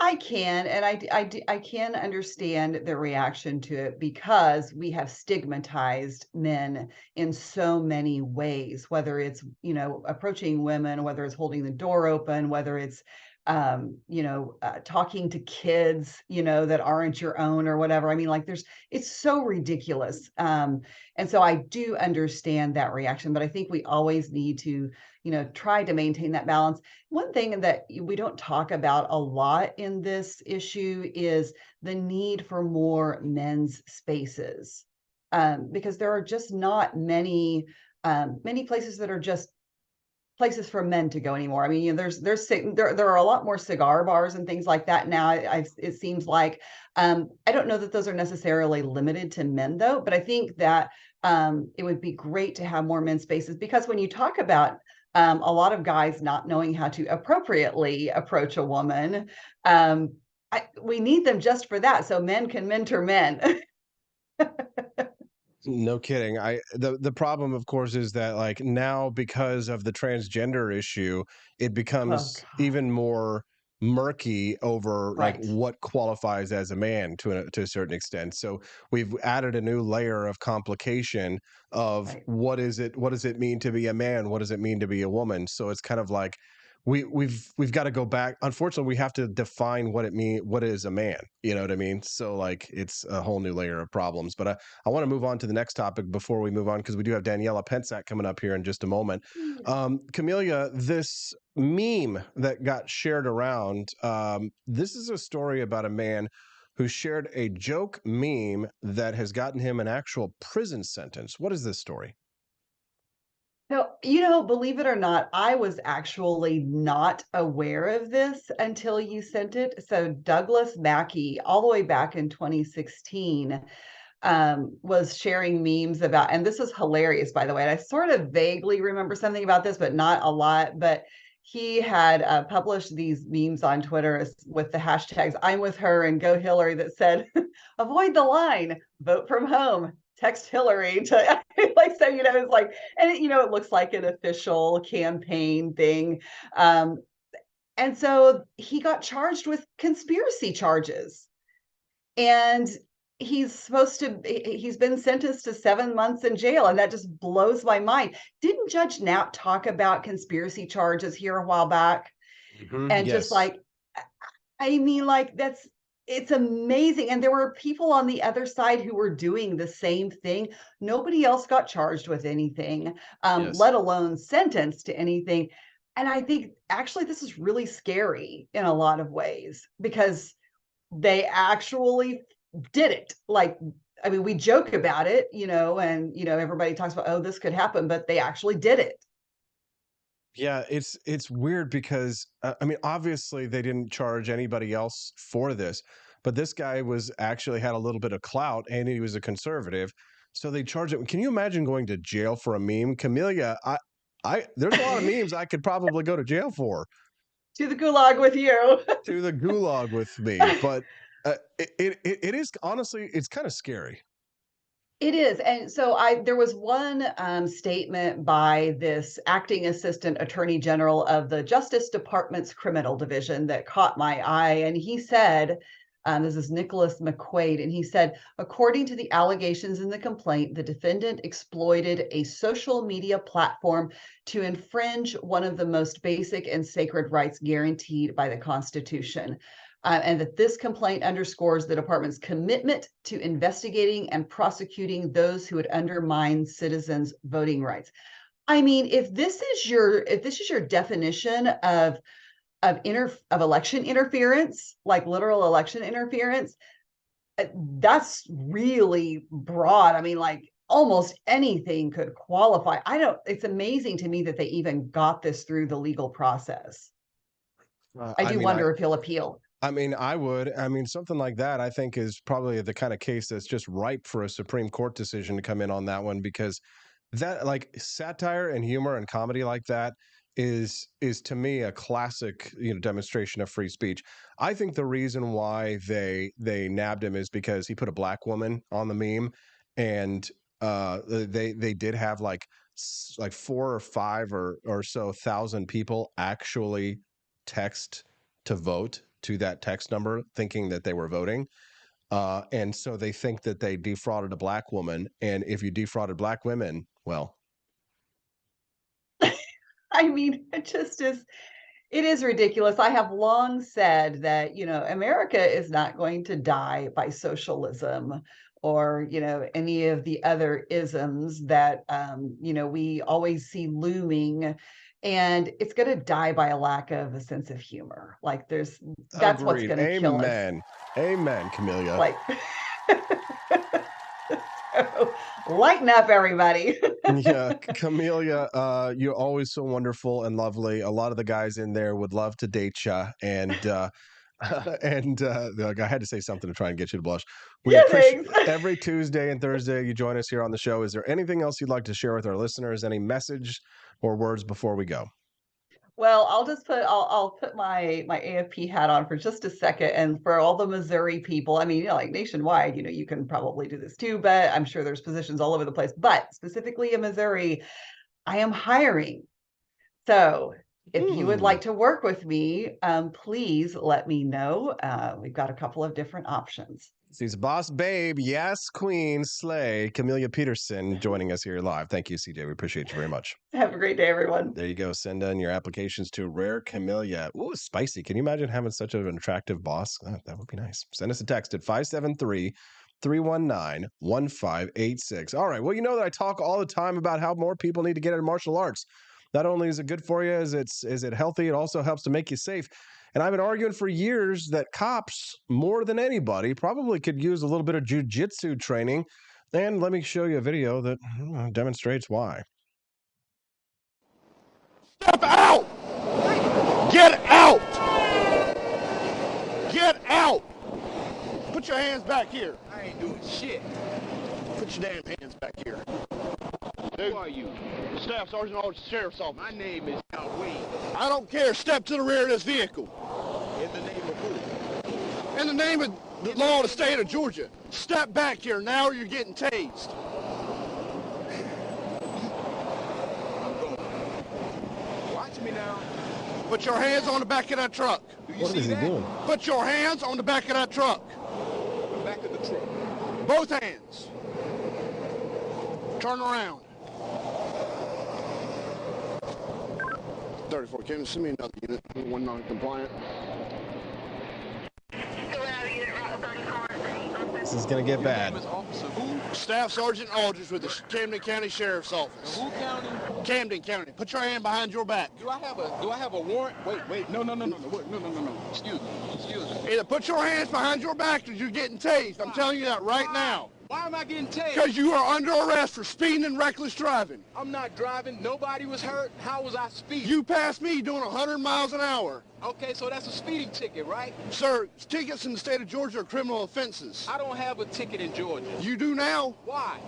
You passed me doing 100 miles an hour. And what? Am I going to jail? Hands behind your back. Yes, you are going to jail. Hands behind your back. This is gonna Put your get hands ugly. behind your back. Oh boy.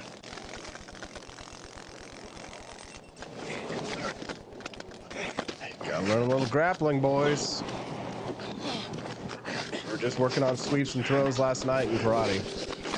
Look at this. Got his hands around his neck, choking him, bringing out the baton. Yeah, look at that. Bitch. Yeah, bitch. Stay down. Stay down. Stay down! Camden, shots fired! Shots fired, Camden! Here comes the Brinks truck for some weird reason. Do not give up! Dropping off some cash. Stay down! Nice. Gals. Men and women and transgender everything. It's time for you to step out of your comfort zone and take some self-defense classes. How is it that we have these people who are defenders of the law and they're not learning basic go a mandatory training course in jiu-jitsu? It's one of the better self-defense forms for grappling, and I highly recommend it. What do you think? All right, coming up next, Daniela Pensack. She wants to weigh in on the conflict between Israel and Hamas. Of course, it's the big news, so we will be covering it with our friend, the lovely Daniela Pensack, when we get back on the Wake Up America Show, wakeupamericashow.com. Morning to the Cantina crew. This is Elon Musk, the CEO of Twitter. And I just want to say thank you for watching the Wake Up America Show. I've decided that Austin Peterson will be the new CEO of Twitter.com, effective immediately. First thing to do, though, is I've got to go and blast off into space.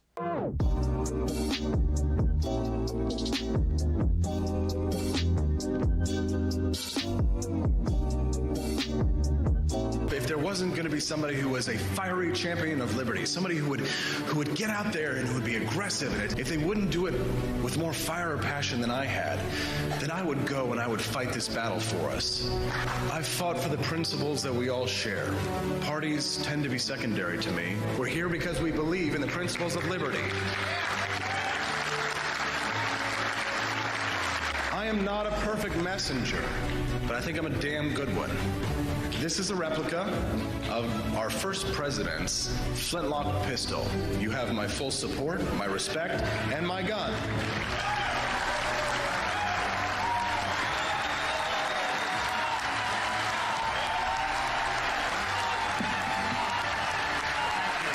I think that at the heart of my philosophy is much more libertarianism than well, that's the fashionable word these days, I guess. A conservative is no longer just that. He's a libertarian and always has been.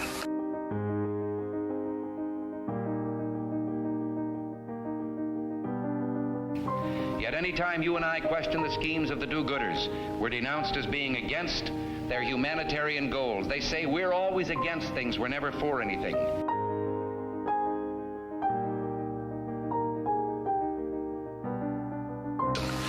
What is fascism? Fascism is private ownership, private enterprise, but total government control and regulation.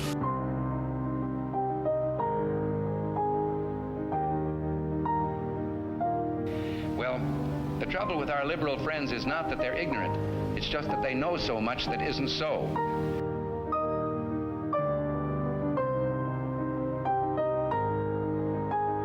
If we lose freedom here, there's no place to escape to. This is the last stand on earth.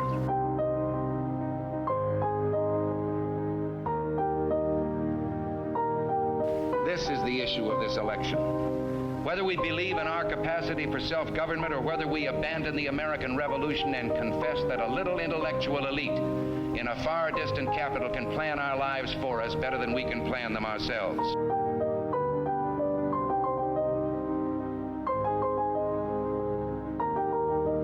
The conservative, so-called, is the one that says less government. Get off my back.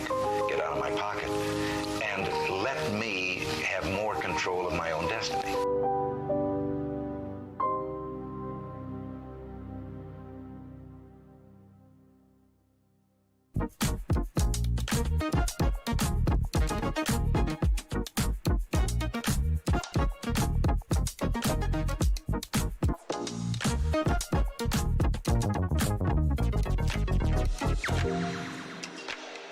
What would happen if I had to pick up the phone, call 911 for one of my family members or one of my neighbors? What would I do if no one was on the other end to respond? What if there was no 911? You can be a part of the solution. Anybody can be a firefighter. Male, female, younger, older. We have school teachers. We have leaders in business. Is me, you, anyone that wants to be. There is no typical firefighter. Do you hate the deep state? Do you reject the Antichrist in all his ways? Do you believe that aliens controlled LBJ to assassinate John F. Kennedy? Did you know that the shot can put chemicals in you that will make you more sensitive to 5G? Do you love America? Do you want more freedom? Do you like smoking hot red-headed libertarians? Then the AP for Liberty shop is for you! Check out all the awesome new merch and have a happy new year! Fight the deep state, reject the Antichrist! Visit AP for Liberty shop and get your patriotic merchandise now, or the deep state wins!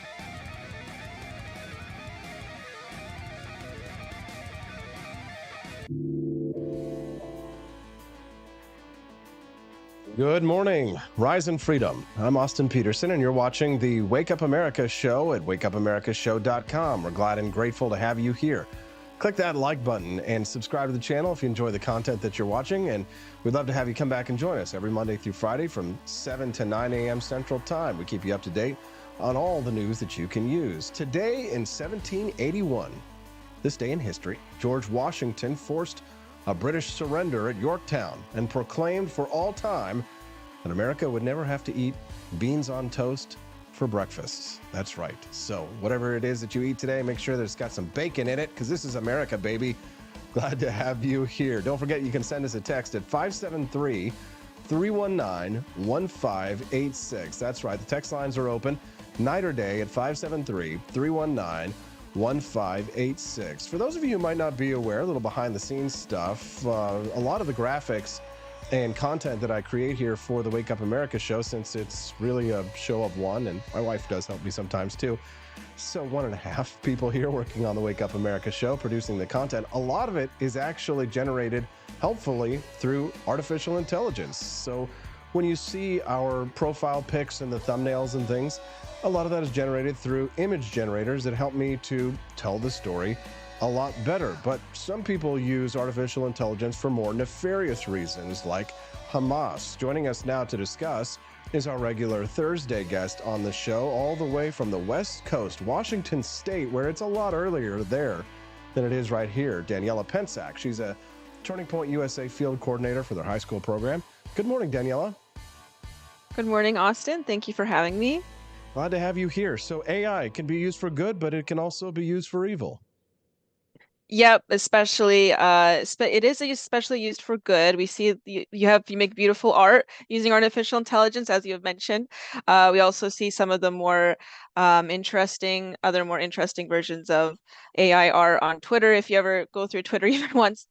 But yes, artificial intelligence is actually used to propagate terrorist misinformation or summit called the Five Eyes, which is a partnership between the United States and 4 other nations discussing like security threats internationally, worldwide. And Christopher Ray had mentioned that we truly are living in unprecedented times as far as terrorist information goes, because AI is being used to proliferate this information to more eyes internationally. And these unnamed terrorist groups, one of which is likely Hamas as well, is using this information to spread misinformation. It got to include like how to make a bomb, election interference. I've seen another article mention that they use AI chat bots to spread misinformation as well. And they are successfully jailbreaking any safeguards that are being placed to prevent this from happening.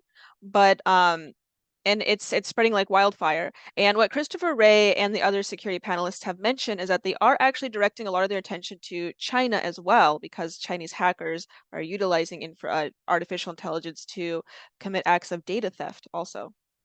Interesting. So the terror organization Hamas uses artificial intelligence to spread their propaganda, and it's pretty effective, wouldn't you say? I mean, they've managed to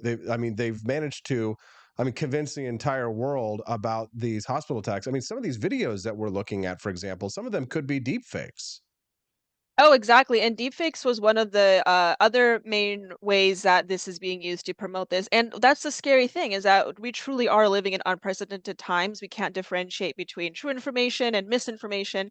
And I think that this Israeli-Palestinian conflict really demonstrates that, more so than any other event in history, that there has been so much misinformation being spread about this conflict in just the last few days. What has it been, like not even a week since this happened, since this started?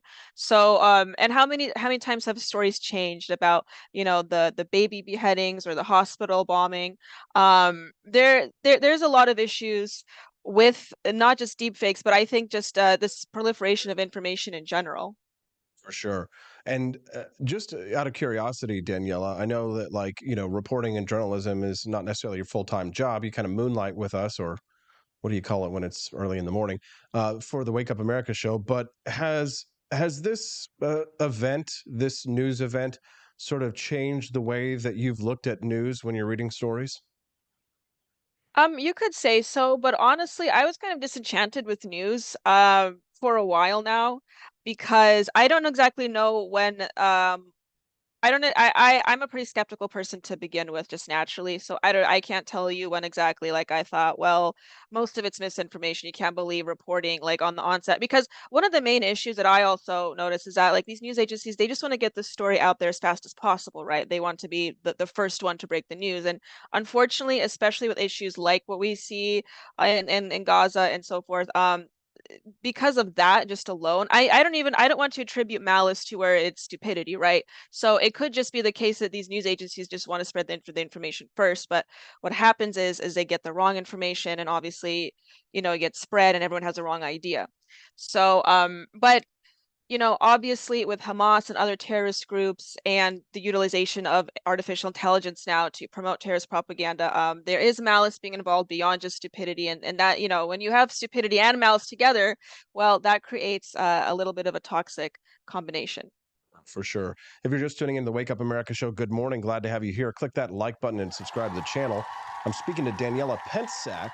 She's a Turning Point USA field coordinator. She joins us every Thursday at this time at 8:30 a.m. Central Time to report on the latest news that we can use. Now, you sent me another article from the New York Post. This was from the, looks like Joe Biden is going to be giving an address to the nation tonight. Is that correct? Yes, he is. He's going to be giving a address to the nation about the Israeli-Palestinian conflict, about some of the decisions.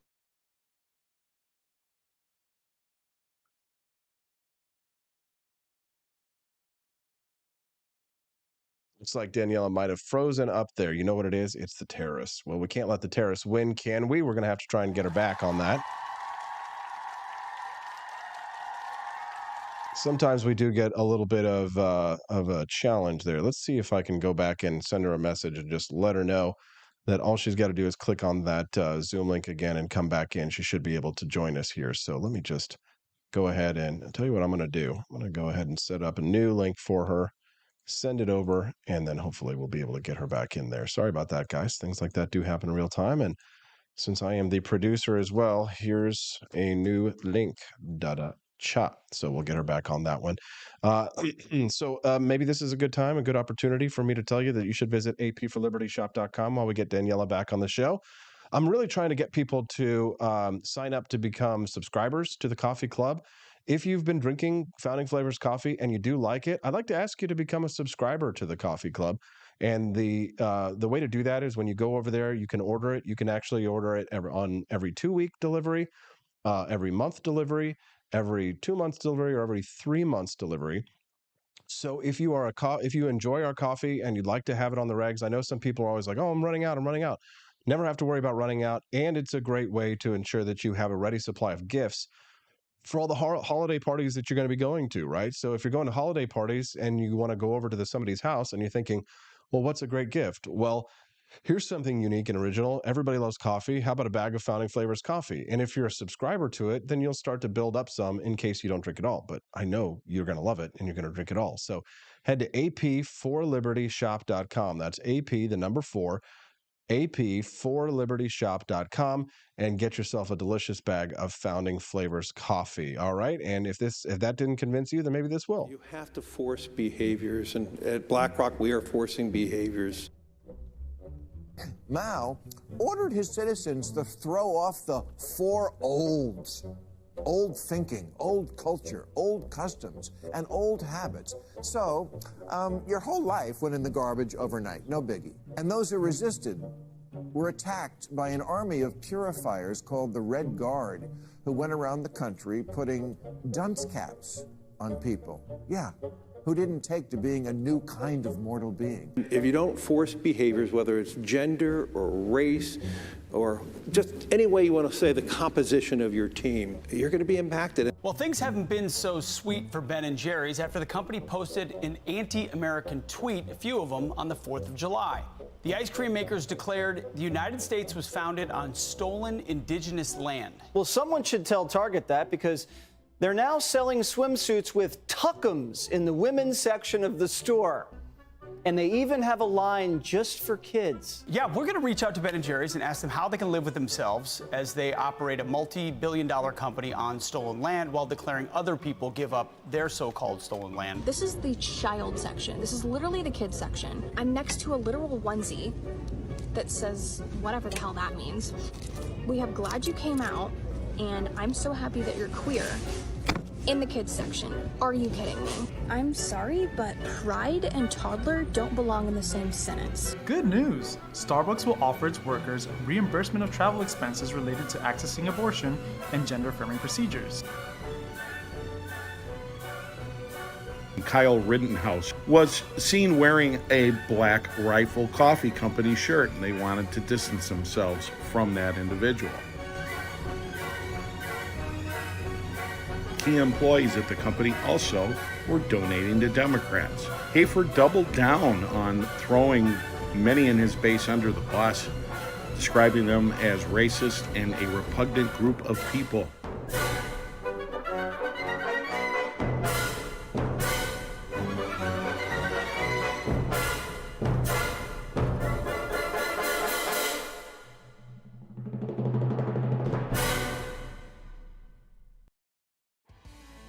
Thursday guest, Turning Point USA field coordinator for their high school program, joining us live right now. Hey, how you doing there, Daniela? You okay? You look like you had a little stroke. No, I'm fine. I like to think that was a terrorist attack because I'm spreading so much truth on this platform today. Speaking of a terrorist attack, yesterday you sent me the story about the hospital bombing in Gaza, which turned out to be one of the biggest screw-ups by the media, not only the mainstream media, but the alternative media as well, wasn't it? What's your take on it?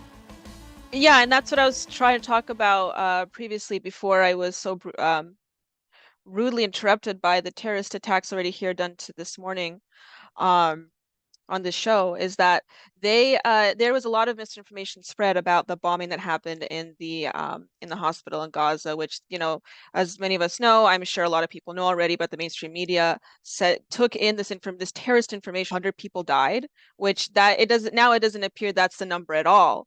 And it also turns out that it was likely Hamas that did it. They were testing bombing, and I think this was done by accident, and there are likely lethal damages done, but it's not in the hundreds like they originally had mentioned. And so that's just one of the examples that I was talking about, all this misinformation that's being spread, and even by mainstream media, you know, against the Israel. So it really makes you think, you know, what their agenda is here, and why they're jumping to these conclusions. No kidding. I mean, we've talked a little bit before this segment about how terrible the the atrocities are that are coming out, and the people do need to be careful about the information that they're spreading, because some of it could be very easily faked, some of it could be deep fake, and just some of it could just be highly produced. However, of course, people are going to jump all over stories like these in order to fit their narrative. And probably the most egregious example that we saw was Rashida Tlaib, who led a protest in the Capitol yesterday, spreading the lie, and still has her tweet up that says that the Israelis bombed a hospital. It's fairly disgusting. Wouldn't you agree? Yeah, and that's the issue with this conflict, is that it really draws partisan lines. Well, honestly, any conflict now, you see a really strong partisan divide and partisan lines here, taking sides. But people place partisan politics above true information and above like objective information. That's the real issue here, is that people are utilizing this tragedy, this conflict, to really push their own agenda and their own narrative. And it really shows, and I think it's good to take note about who is doing this, like people like Rashida Tlaib. And so I think it's good to keep note on who's utilizing this. We're seeing a lot of people on the right, more so the far right, like you mentioned previously, that are also utilizing this conflict just to reconfirm their Jew hate. So yeah, it'll be really interesting. You think moving. that's part of it? You think that Oh, the anti-Semitism is a part of it? well, with figures on the far right, yes, absolutely. I think it's rather You've obvious. noticed this as well. Yeah. Because some people seem to think that I'm just that I'm being hyperbolic when I call some of them Nazis. No.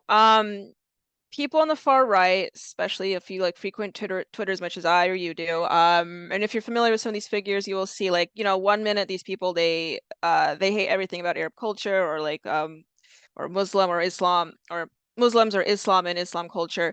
But on the other hand, when it comes to when it affects Israel directly, then they're all of a sudden for, on the side of the Palestinians. So yeah, no, I think it's rather obvious what's going on here. These people don't care about Palestine. Come on, you think groypers or far right people really care about Palestine? No. Come on. You didn't But all of happen a to- sudden they do. You didn't happen to catch any of my debate with that Keith Woods guy the other day, did you?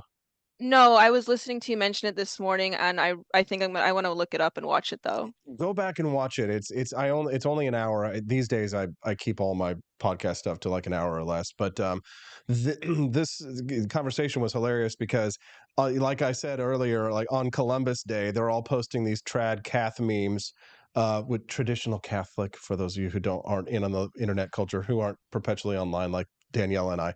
But they were posting all these trad Cath memes about how the human sacrifices of the Aztecs and the Mayans will stop.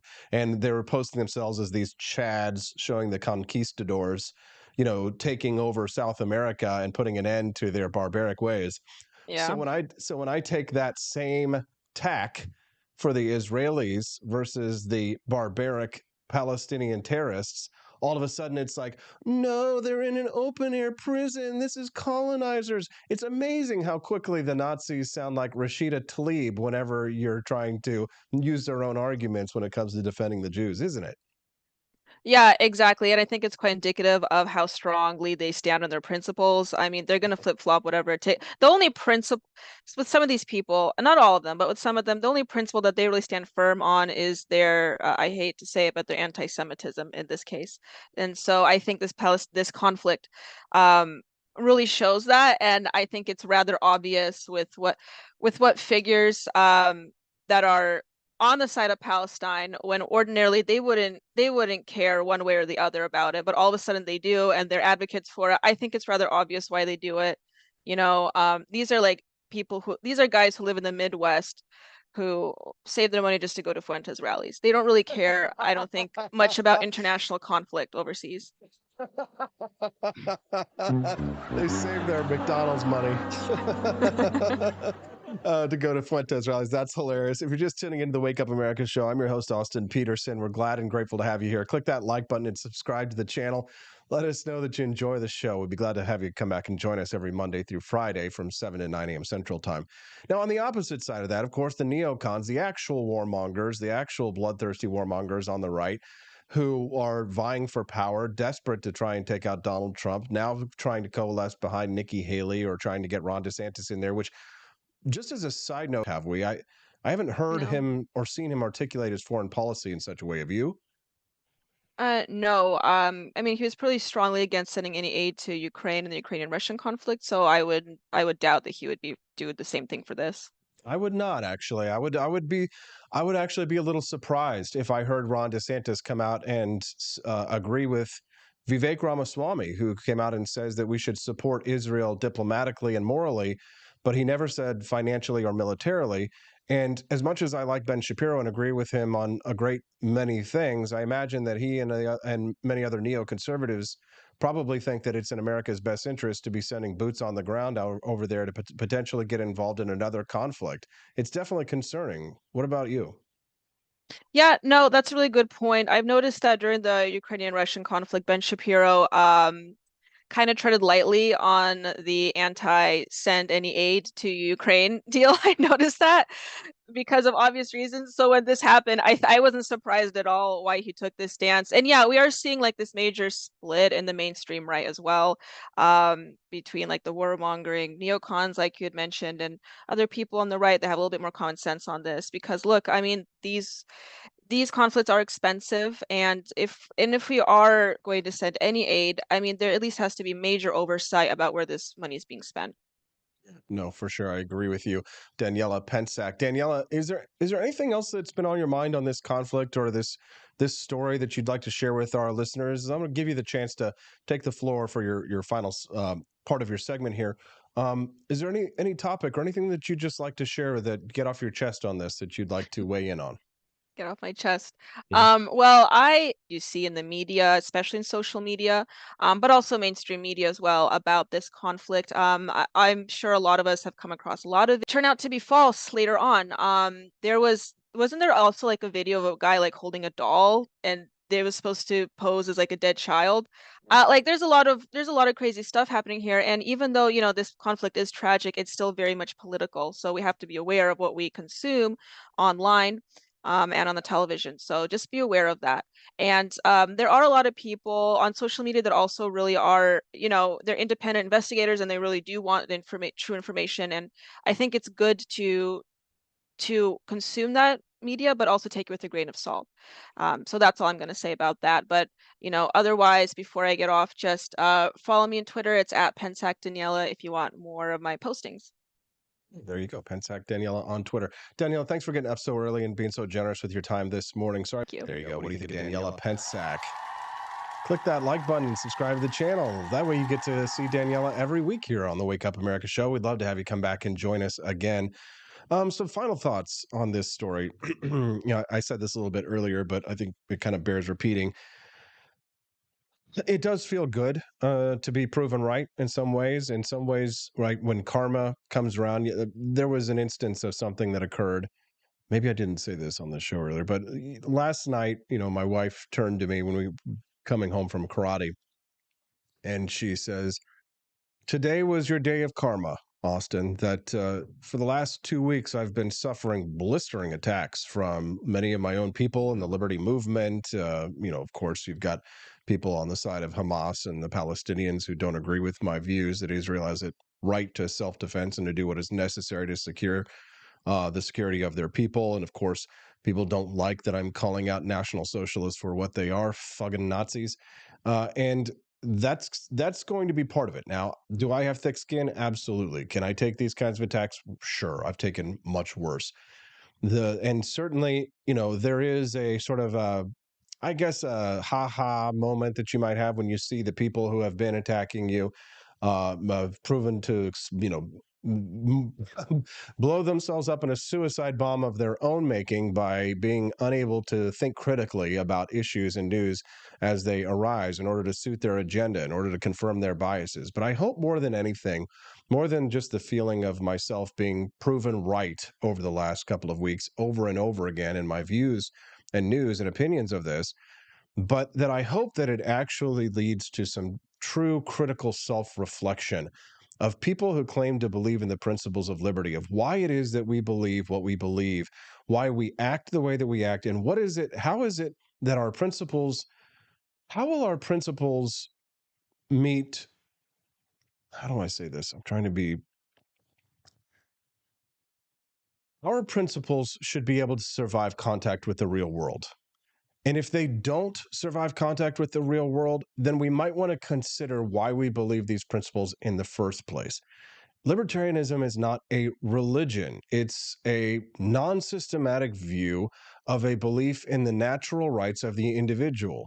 It is an individualist philosophy that protects, preserves, and defends the principles of property rights. And the foundational principle of libertarianism is not some pacifist non-aggression principle, which is in and of itself parasitic on a definition against. I believe that pacifist anarchism has taken over the libertarian movement and contributed significantly to the retardation of the libertarian movement in an attempt of non-interventionism, which has truly become an isolationism and has led one to become not critical or objectively look at the world, but to take a very narrow, very subjective view of world events. It has become a Blame America First movement. It has become a movement that provides aid, support, and succor to the enemies of the United States, the enemies of libertarianism, and has spawned a movement largely of useful idiots for those who would destroy what we believe in, for those who believe in collectivist ideologies, for those who are opposed to the very principles that many of these useful idiots claim to be defending. We have outsourced our thinking on foreign policy, and we have replaced critical thinking with dogma. There is no Bible of libertarianism. There is no one true way. And though Judge Napolitano and I are quite frequently, we love to use the term true north, there is no true libertarian. There are no true libertarians. You're not a real libertarian, and I'm not a real libertarian, because if we can't even define it amongst ourselves, then does it even truly exist? Sorry to get so dark there at the very end. Is there a true libertarian? Of course. It's me. I would like to implore you today to become a subscriber to the AP for Liberty Shop's coffee program. You should order our coffee as often as possible. But if you don't want to have to think about it, remind yourself whenever you start running low, why not just set yourself for a subscription? I'd love it if today is the day you head to ap4libertyshop.com and buy yourself some delicious coffee. If you haven't done it yet, my recommendation is my favorite, Thomas's Painkiller Coffee. I'm going to order myself some here pretty soon. I probably need to go ahead and take my own advice, set myself up with a subscription for it. Delicious Thomas's Painkiller is a Colombian single origin, but I also really love my second favorite, I think, is Jeffersonian Java. That's the light roast, so it's got a lot of caffeine. You would think darker roast would have more caffeine, but it's actually the opposite. If you're a caffeine addict like myself, try the Jeffersonian Java. But here's what I say you should do. Try them all. Pick which one that you like. Go to the bulk order page. We've got a bulk order page there on the coffee page. Try one of each. You got to select whether you want whole bean or whether you want grounds. And then once you've tried them all, then set up for the ones that you really like on a either 2-week basis, month basis, 2 months gift. You go to somebody's party, you go to a Halloween party. Hey, did you bring a gift? Yeah, here you go. You want to be the classiest person at the party? Of course you do. So everybody else is going to bring a bottle of wine. They stopped at the store and they got a bottle of wine. Yeah, you can get that anywhere. You can't get this anywhere else. Head to ap4libertyshop.com. Try some delicious founding flavors. Tomorrow's Friday, which means Freedom Family Friday. The lovely Stephanie Peterson will be joining us in the studio. We're going to try and lighten things up a little bit. Have a little bit more fun tomorrow. We'll see you there on the Wake Up America Show at wakeupAmericaShow.com.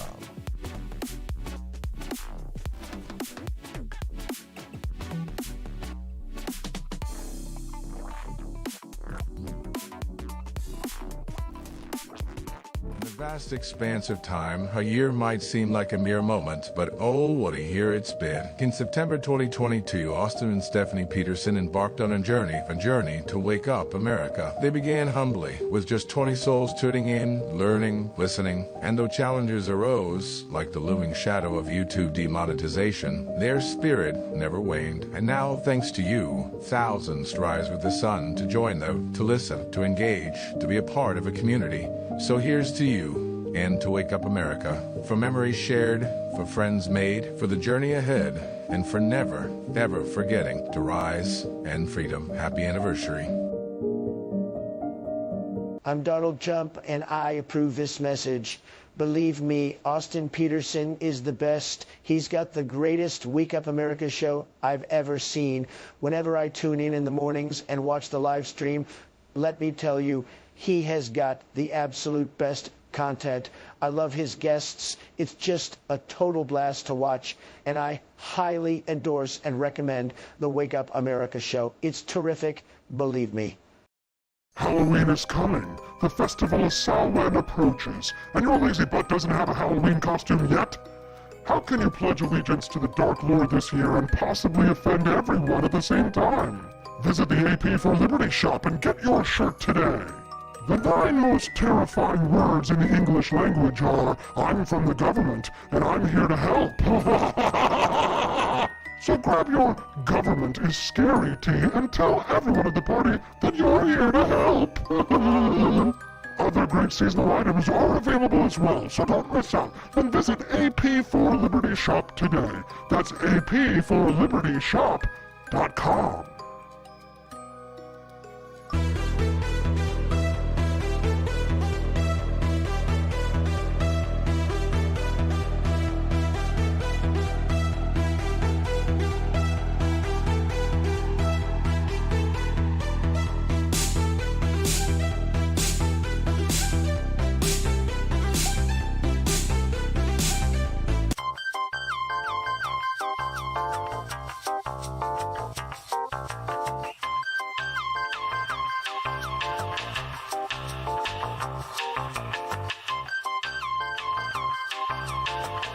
I'm a public defender. I am a public defender. I'm proud to be a public defender. 80% of Americans accused of a crime will get appointed a public defender. Everybody from a speeding ticket to capital murder. For every dollar we spend on public defenders, we spend $3 on prosecutors. Public defenders have to do pretty much everything on their own. Social workers, counselors. Investigating is another piece of it. The average public defender holds 300 cases annually. You never feel like there's enough time. Public defenders have health issues all the time. A lot of people give up and say, I can't do this work anymore. Gideon's Promise trains, mentors, and supports public defenders.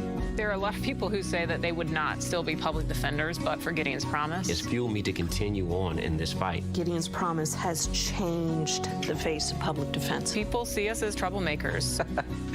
Good trouble only. We don't make it easy. It should not be easy to take away someone's liberty.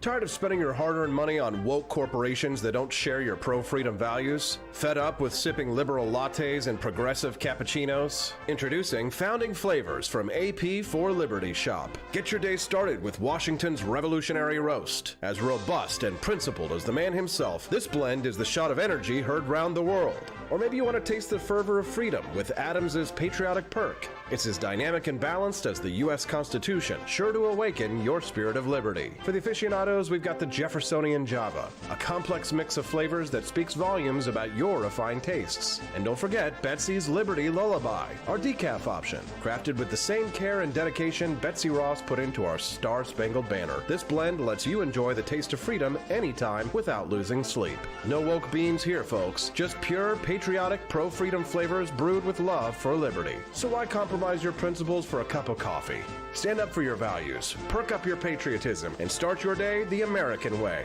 Get your Founding Flavors at apforlibertyshop.com.